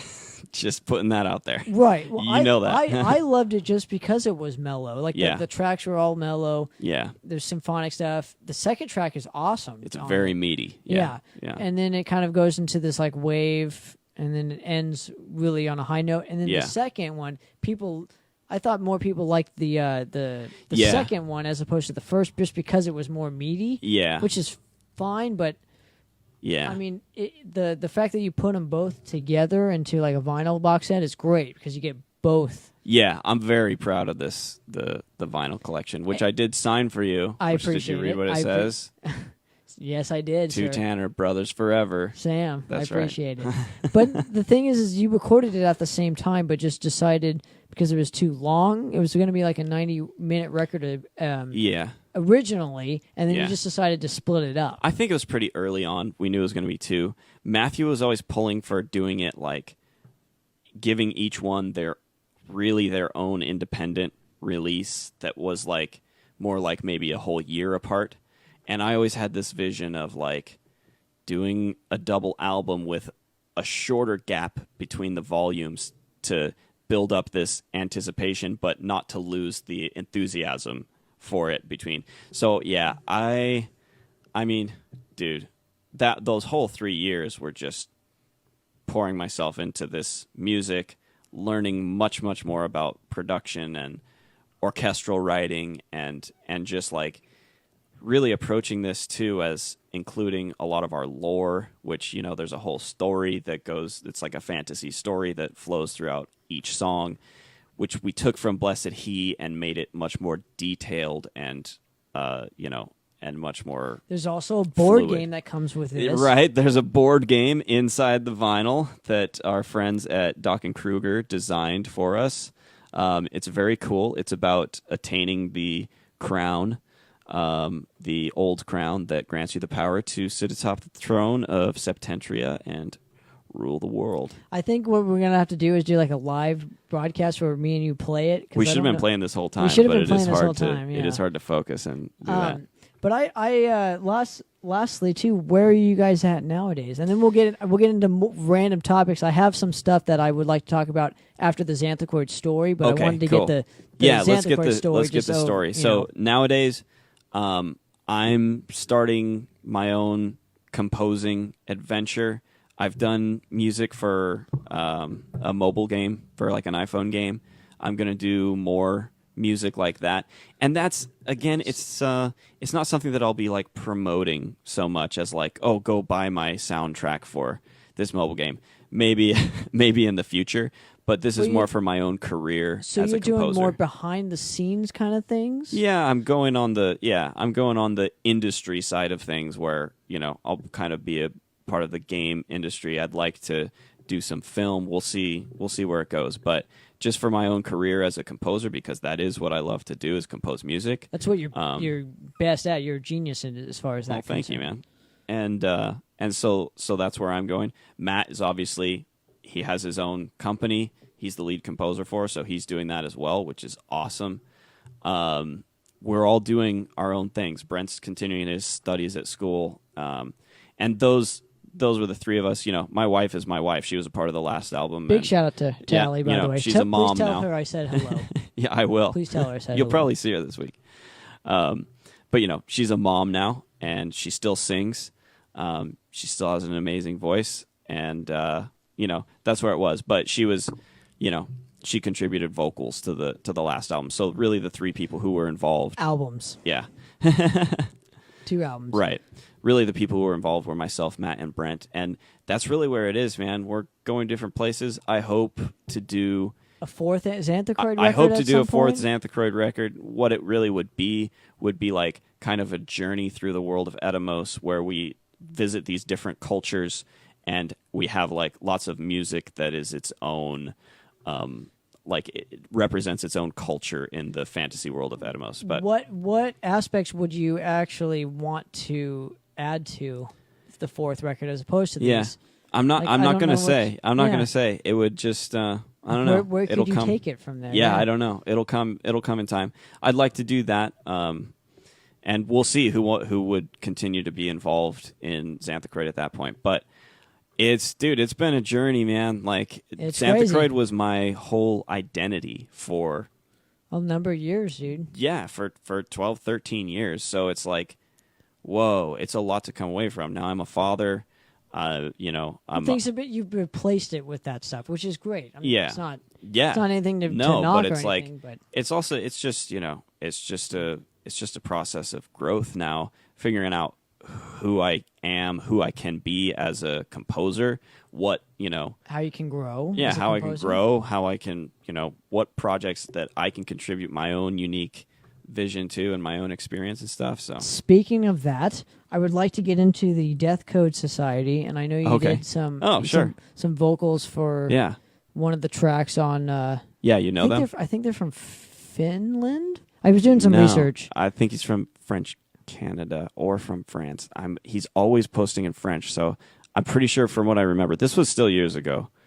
But how did you get hooked up with that? Oh, he was just a fan of Xanthochroid. Oh, cool. And, yeah, he wanted me to contribute vocals. So that was many years ago, though. But it was 2015 it came out, so I just wanted to ask. Oh, okay. Yeah, so that was fun. Yeah, I've always enjoyed doing that. I've also contributed to The Chemical Mind, which that's a fan of ours, Nick Kruger. That's his project. And I'll be contributing to some other projects as well. But again, that's a... comes down to how well I can manage my time doing those sorts of things. Well, you also did. Oh my god, I can't even fucking pronounce this. Some choirs for the Space Beast EP from Nibiru. The Nibiru Effect, yeah. Nibiru Ordeal. Yeah. I wrote those choirs, and Matt helped out with that, and yeah, it was fun. I do love if anybody wants choral. Like arrangements, vocal harmonies for their music, hit me up because I do love doing that. Yeah. Well, you do. I mean, and obviously, you do fucking everything under the sun as far as symphonic goes because you do keyboards. You're going to be doing keyboards on our next record, which I'm fucking stoked, It'll dude. be really cool. It's about time we get to do something on the same record. Well, dude, Vigorous Infiltration, come on. Don't forget about the originals. The classic. We still haven't released that. I don't even think your fans know that. No. Yeah, that maybe they would dig that. I think they would. That would be cool. It would be cool to do something. Yeah, like don't you have it on a cassette? I do. I have it on a CD. Oh, 'cause nice. Hogs used to give them out. Okay. But lastly, I wanted to talk about Epic Dragon. We've got to talk to Samu about that one because, man, it's not something that Sam really knows anything about. So, Well, dude, it started out as like a fucking yeah, a joke, dude. Oh yeah, It was and a now total it's. joke. I think I might like it even more than Xanthochroid, to be honest. So It was like Children of Bodom, Northern. yeah, when we that stuff was just all those popular. bands that we really kind of got us into the extreme melodic metal.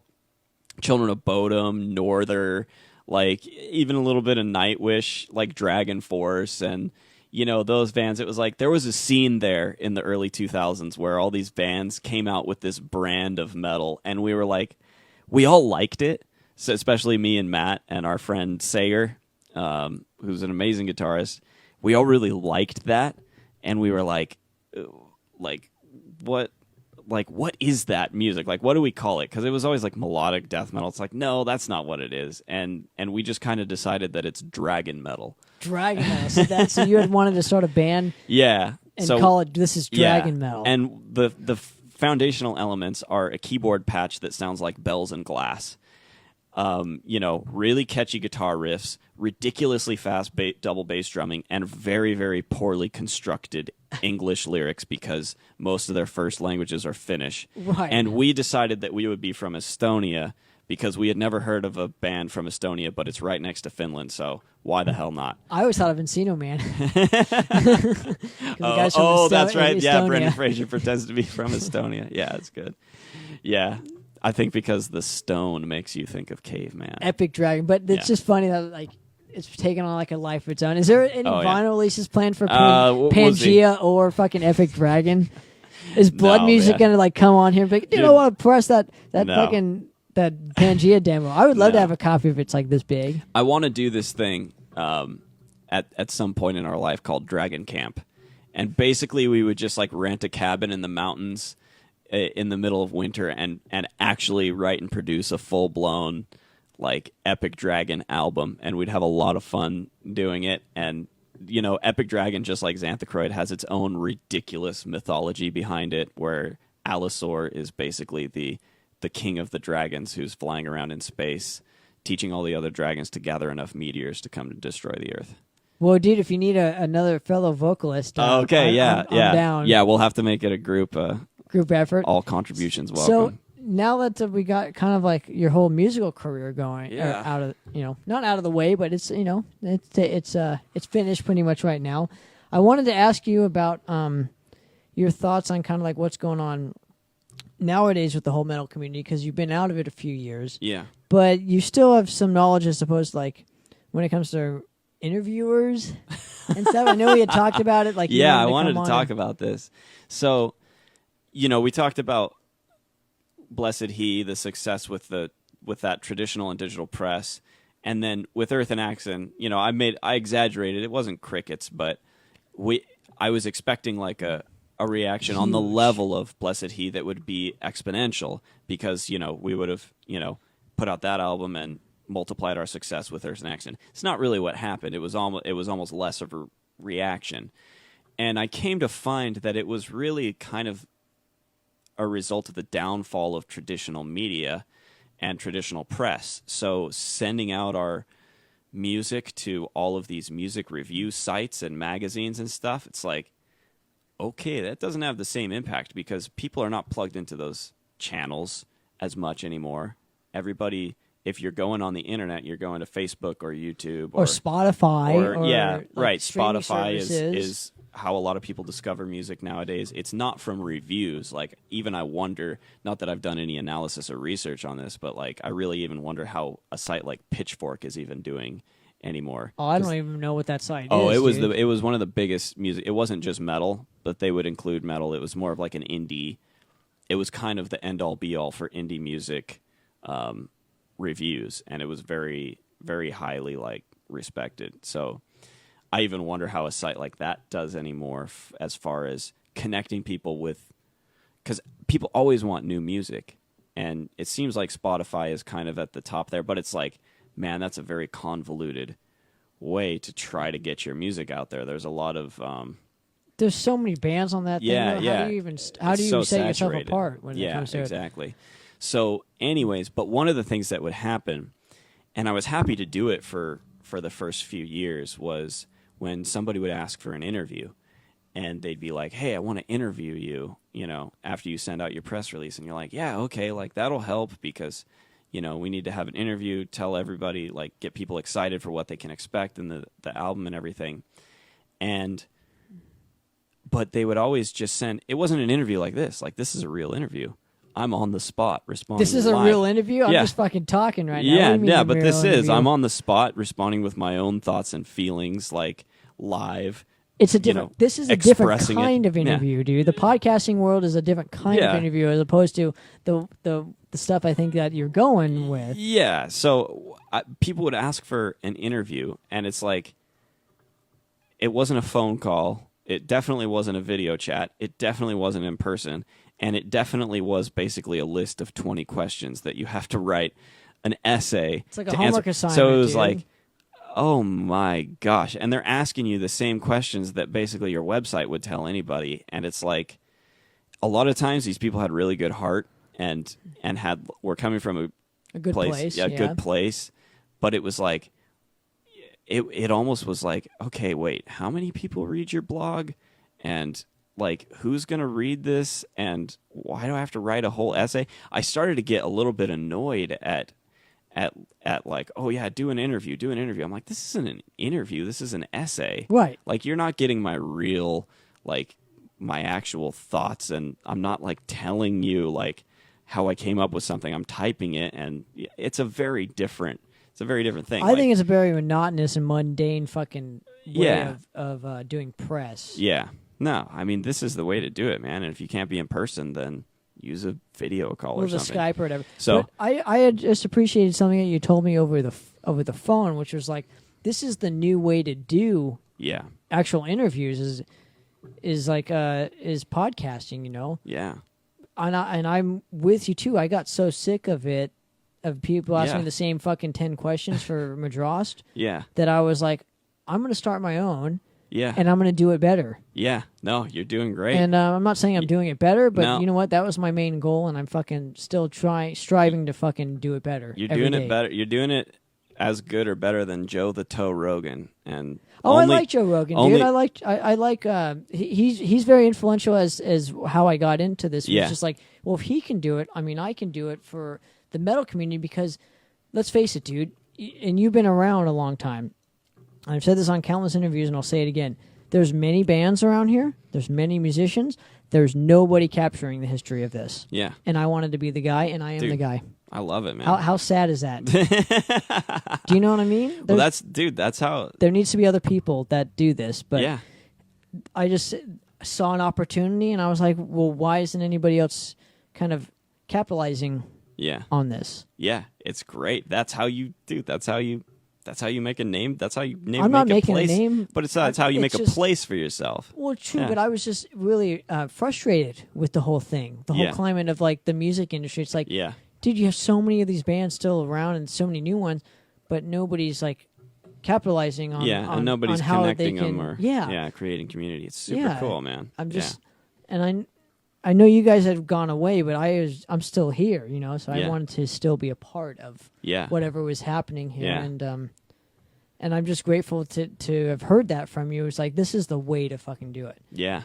I really stand because by I agree with you, dude. I agree that interviews like the essay thing, it's very kind of old school and mundane. Well, it's like it's not necessary. Who's going to read that and be interested in it? It's very silly, I think. I think so too, man. Yeah. What other topic? You had another topic you wanted to discuss, I thought, with me too, where I'm blanking right now. Okay. That's what happens when I drink alcohol. So. Yeah. Well, there was the traditional press really going away. I mean, and how that impacted, I think, the release of Earth and Axon.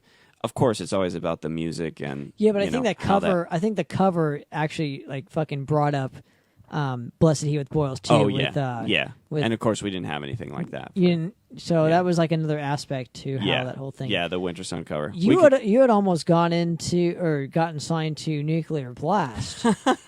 I wouldn't say that, but we had let's say we had dealings. Right. We had dealings on multiple occasions with Nuclear Blast. So yeah, we can always talk about this. So right before Blessed He with Boils came out, I mean, here's another thing that made that have a big splash is that our guitarist Brent made a video series called 21 Days of Xanthochristmas. And so Blessed He with Boils came out on the 21st of December. So every single day leading up to that, we released a new video. And a lot of times it was not a music video. It was just like a video of us like goofing around, which was really, really smart. It's how a lot of people got to know our personalities and to see like we make this really serious, epic music, but we're a bunch of like goofy dorks who are just making stupid jokes and like talking in stupid voices. Like, you know, like it really gave people like a glimpse into who we were. And I mean, Well, yeah, it made people click with you guys more. It made Yeah. people more. I don't And- know what the word is. yeah, like, but there were some music videos. Among them They can were relate to you guys. Yeah. Among them was a cover of Winter Sun's The Land of Snow and Sorrow. And that just like, that couldn't have come out at a more perfect time. Their album had launched the month before. So a month after it came out, we did an acoustic folk cover of one of the 3 songs on their album. So, and my now wife got them to share. She knew one of the band members, Timu. She like had talked to him and kind of like flirted with him hey, this was before we were together. Flirted with him at their show. And so she messaged him our video, and we believe that he got it shared on the Winter Sun page. That's and great, back then too, it was different. Like it got a huge level of engagement. Like just sharing on their page reached hundreds of thousands of people. So like that was crazy. It went viral in a metal sense, you know, not like millions, but hundreds of thousands of views. A lot of people. And it was just like, whoa, that really skyrocketed us into like the online discovery platform in place that time, which was just fledgling. But yeah, and then how did that relate to what we were saying? So It doesn't. It's just Yeah. the topic that we're talking about. yeah. The nuclear blast. Nuclear Blast. thing. So yeah, so it caught Nuclear Blast's attention. The next year, Winter Sun was doing their first U.S. tour, and we thought Nuclear Blast was contacting us to do. They wanted us to do another cover that would like help promote the tour, just to get more buzz going or whatever. Really, what it was one girl who worked for Nuclear Blast was like, oh, we should do this, and she didn't get any clearance from like her superiors. And so, like, she brought us. It was a really cool experience. Still, she like contacted us. She brought us out to the YouTube space in LA, which is a really cool building, and you know, we shot a video in there, but it was very poorly done. You know, she was the only Nuclear Blast employee that was there, and then she had her sister and her sister's boyfriend. Like, her sister's boyfriend was holding the boom mic, and her sister was filming, and she was like directing. So we didn't have proper like recording. Anyways, it was a cover of the song Sleeping Stars. You can hear our studio version if you search that on YouTube. But, like, you can't see the video from Nuclear Blast because they own it and they posted it and then took it down, and we never got it. So it was really weird because she didn't get approval to do that. And then we thought it was going to be huge. We're like, oh, sweet. We went to Nuclear Blast. We met people at Nuclear Right. Blast. They're like, they know about us. Like, let's see what happens. And then it was like, they were like, who are these guys? We didn't approve these guys. And I guess we said something in our little interview where we're like, yeah, we're going to steal Winter Sun's fans, where they were like, oh no, blah. It's like some corporate Politics. It's Yeah, called some politics, corporate dude. politics prevented us from having actual talks with Nuclear Blast. So anyways, that went nowhere. And then just to kind of put the nail in the coffin, we made a fake Dimmu Borgir song. That's great, dude. On- I always love this story. Yeah, on April Fools of 2014, I had the bright idea to create a fake Dimmu Borgir song because they hadn't released an album for years. And I don't think they had. I don't think they have. Yeah, still. they have, but yeah. Oh, have they? Yeah, Man, they did, but obviously I've I don't been even out of the remember loop. what it's called. Yeah, and maybe it came out in 20. But you did it like a day before. We did it like a few days after April Fool's, so like people didn't get that it was April Fool's, and really it was because I hatched the idea a little bit too late. It was like the night before, and I was like, look, let's just make a post that something special is coming, and we'll make that post on April Fool's. But then we posted the thing like almost a week later because it took us that long to produce it. But anyways, the song is called Bipartisan Apostasy. It took on a life of its own and was shared all over YouTube. Dude, and people still... some guy even made a music video for it.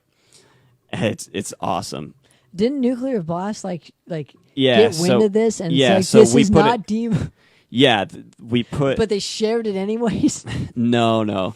But people started sharing it. It went pretty viral. It got like over 130,000 views in the first day. Wow.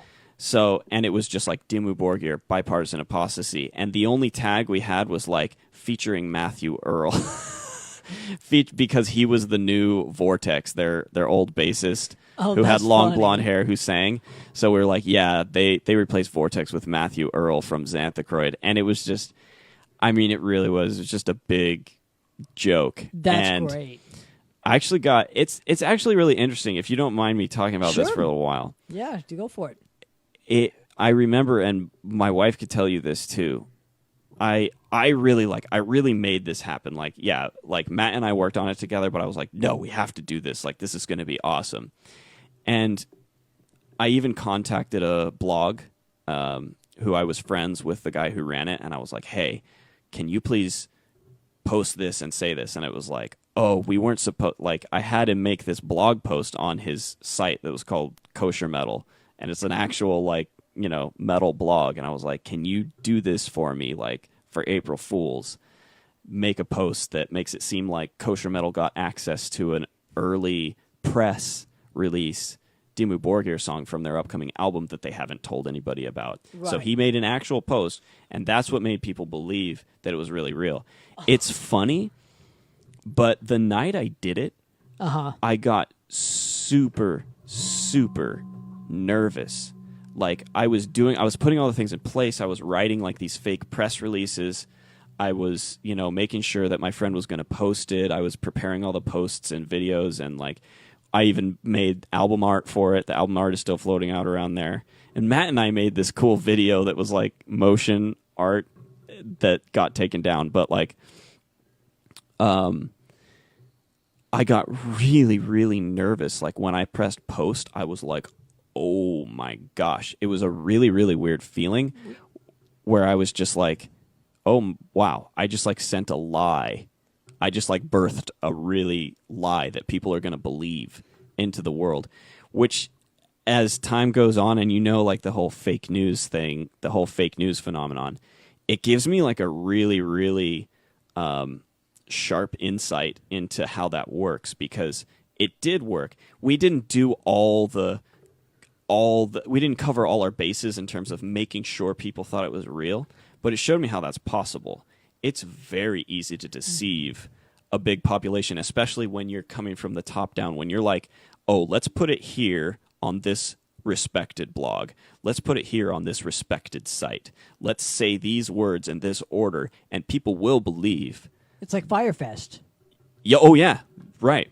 On the islands. Yeah. People yeah. are fucking morons. Sorry, ladies and gentlemen, you're fucking morons. Yeah, but That's it's what the majority are. I mean, that I'll never forget the way I felt like that night doing that, and knowing that I was putting out like this big deception like into the world that people believed, at least for a couple, like at the most for a couple weeks, and at least for a day. People That's really insane, dude. people really believed it. And there were people on the original post, there were people arguing like, I've been listening to Dimmu Borgir for 10 years. This is absolutely Shaggrass' voice. Like, there's no way that this isn't Dimmu Borgir. And some people were in the know. Some people were just like, this song sucks. And some people were like, this is better than anything Dimmu's done in the past 10 years. They should go back to the puritanical era, blah, blah, blah. And it's like, it's how it works. That's what they do with fake news and in politics too. It's just like, Because they people just are so they gullible, dude. yeah, they just put something there, whether it's true or not. People will argue about it, Yeah. and then it becomes That real. that It creates the becomes buzz. real, whether it's true or not. So, anyways, it's a little insight that I learned from doing that. Nevertheless, it was really fun doing it, and now people found out about Xanthochroid from it, and some people got mad, which I just think is funny, and some people were just like, "Hey, that was clever," and they liked us for it because I wasn't telling people that like we should go to war with some country. I was telling people that Well, you had gotten a cease and desist because you had used Right, the logo. right. That was So the only thing that they could get you we on. created a new YouTube channel to post it on, and yeah, Nuclear Blast hit us with a cease and desist, which is what I call the final nail in the coffin for our dealings with Nuclear Blast. And from there on, we're like, look, we're an independent band. Like, we'd had dealings with Nuclear Blast, we'd been offered a deal by Blood Music, and it was just it was so ridiculous to approach us and to be like, well, look, here's your deal. We'll give you 25% of the earnings of this thing that you made. It's like, no, like that is not how business should work. So, and unfortunately a lot of bands take it, and It's 'cause they're forced to. They think that's the only way Right. that they could succeed. And when you look at it over time, a lot of bands still make it work anyways. They're like, okay, but we'll make more albums, and we'll make more albums, and we'll get better deals. But that was hard. It's hard to do when you just created something that you really slaved over and poured yourself into, and then somebody comes along and says, "Oh yeah, we'll take it on if you give us all the earnings, All your but rights and- but yeah, yeah. we'll let you play with such and such band." It's like, come No, on, thank man. you. And sometimes they shelve it too. They have the right to shelve it, so it's not even worth it at that aspect. That's the scariest part is they'll even pay you money and then just Fucking kill it. scrap the album because It's they don't. bizarre. Yeah, Because it doesn't fit their agenda or whatever. But no, it's kind of why I haven't signed with anybody. Yeah. Like I just do what I do Yeah. right now, and I know it's like not the most smart decision, but to me, Maybe not. but I to think me it's it is, the most smart decision. but it's we're still around, Yeah. so it's accounted for some aspect. But Yeah. I always felt like music should be the most important thing. Yeah. I know, obviously, it's the music business. It's not music friends, but there's a way that you could still make the music you want to make, but still be successful at it. Yeah. It's all Yeah. about how you market yourself Right. and the avenues. And what you had said, people are gullible. It's Yeah. the absolute truth. Yeah. They are. Yeah. Well, so anyways, Look what just happened with the Chappelle special. How he told the truth, and everyone's fucking just up in arms. Yeah. And there's the whole other side where I'm at, where I'm like, dude, it's fucking comedy. Tell the truth. That's great. If well, yeah. you're, I think comedy's pretty dead if you watch any of the Netflix specials and stuff. And like Dave Chappelle, he's probably one of the most talented comedians yet. You can most still important comedians. Yeah, and very talented too, very creative. But you can still see how, the people can't even appreciate comedy, much less art, for what it is. That's why it ties into all this stuff. Like what you're doing with the Demu, the fake Demu song. Yeah, It's the same thing. yeah, absolutely. Yeah, no, it's kind of my philosophy these days is just tell the truth, tell people what you think, and see where it leads you, and trust that it's going to lead you somewhere better, rather than telling a lie to protect yourself from somebody else's opinion of you. True. And I believe podcasts have kind of helped that. Yeah. In that Yeah. aspect too of telling the truth. Well, to give people a long form discussion to be able to explain themselves Correct. and not just take a snippet You're not of getting the headline, you're getting the whole fucking story. Right? Yeah. So please, somebody snip this up and make some sensational headline out of it. Yeah, the headline could be called "Tanner says you guys are all fucking morons." Boom, that'll be the headline. I'm serious. That'll be the headline, and then my career will take off, and it'll come down at the same time. Nobody gives a shit, anyways. Yeah. But Mr. Sam, I want to thank you for coming on the show, man. Dude. I appreciate it. Yeah. Well, let me tell people what is coming from Cool. Xanthochroid, Yes. because unfortunately, it's not new music at this time, but it is refreshing and re-releases and reissues of things that haven't been available for a while. So Pangea on vinyl? yeah, no, not Pangea on vinyl, but everybody wants Blessed He. A lot of people have never been able to get it. So It's really hard to find. we're doing a reissue of Blessed He with Boils. If you have the original, that's cool. Trust me, you're going to want this one because the layout and artwork, we're working with this awesome designer in Finland. His name is Juha Tretyakov, and he's helping us do the design layout for it. It's still going to feature Natasha's original art, but with all new art by Jana Heidersdorf, who did the Earth and Axon art. So that's going to be really cool. Any new photos? Any new photos from like the photo shoot or? No, nothing like that.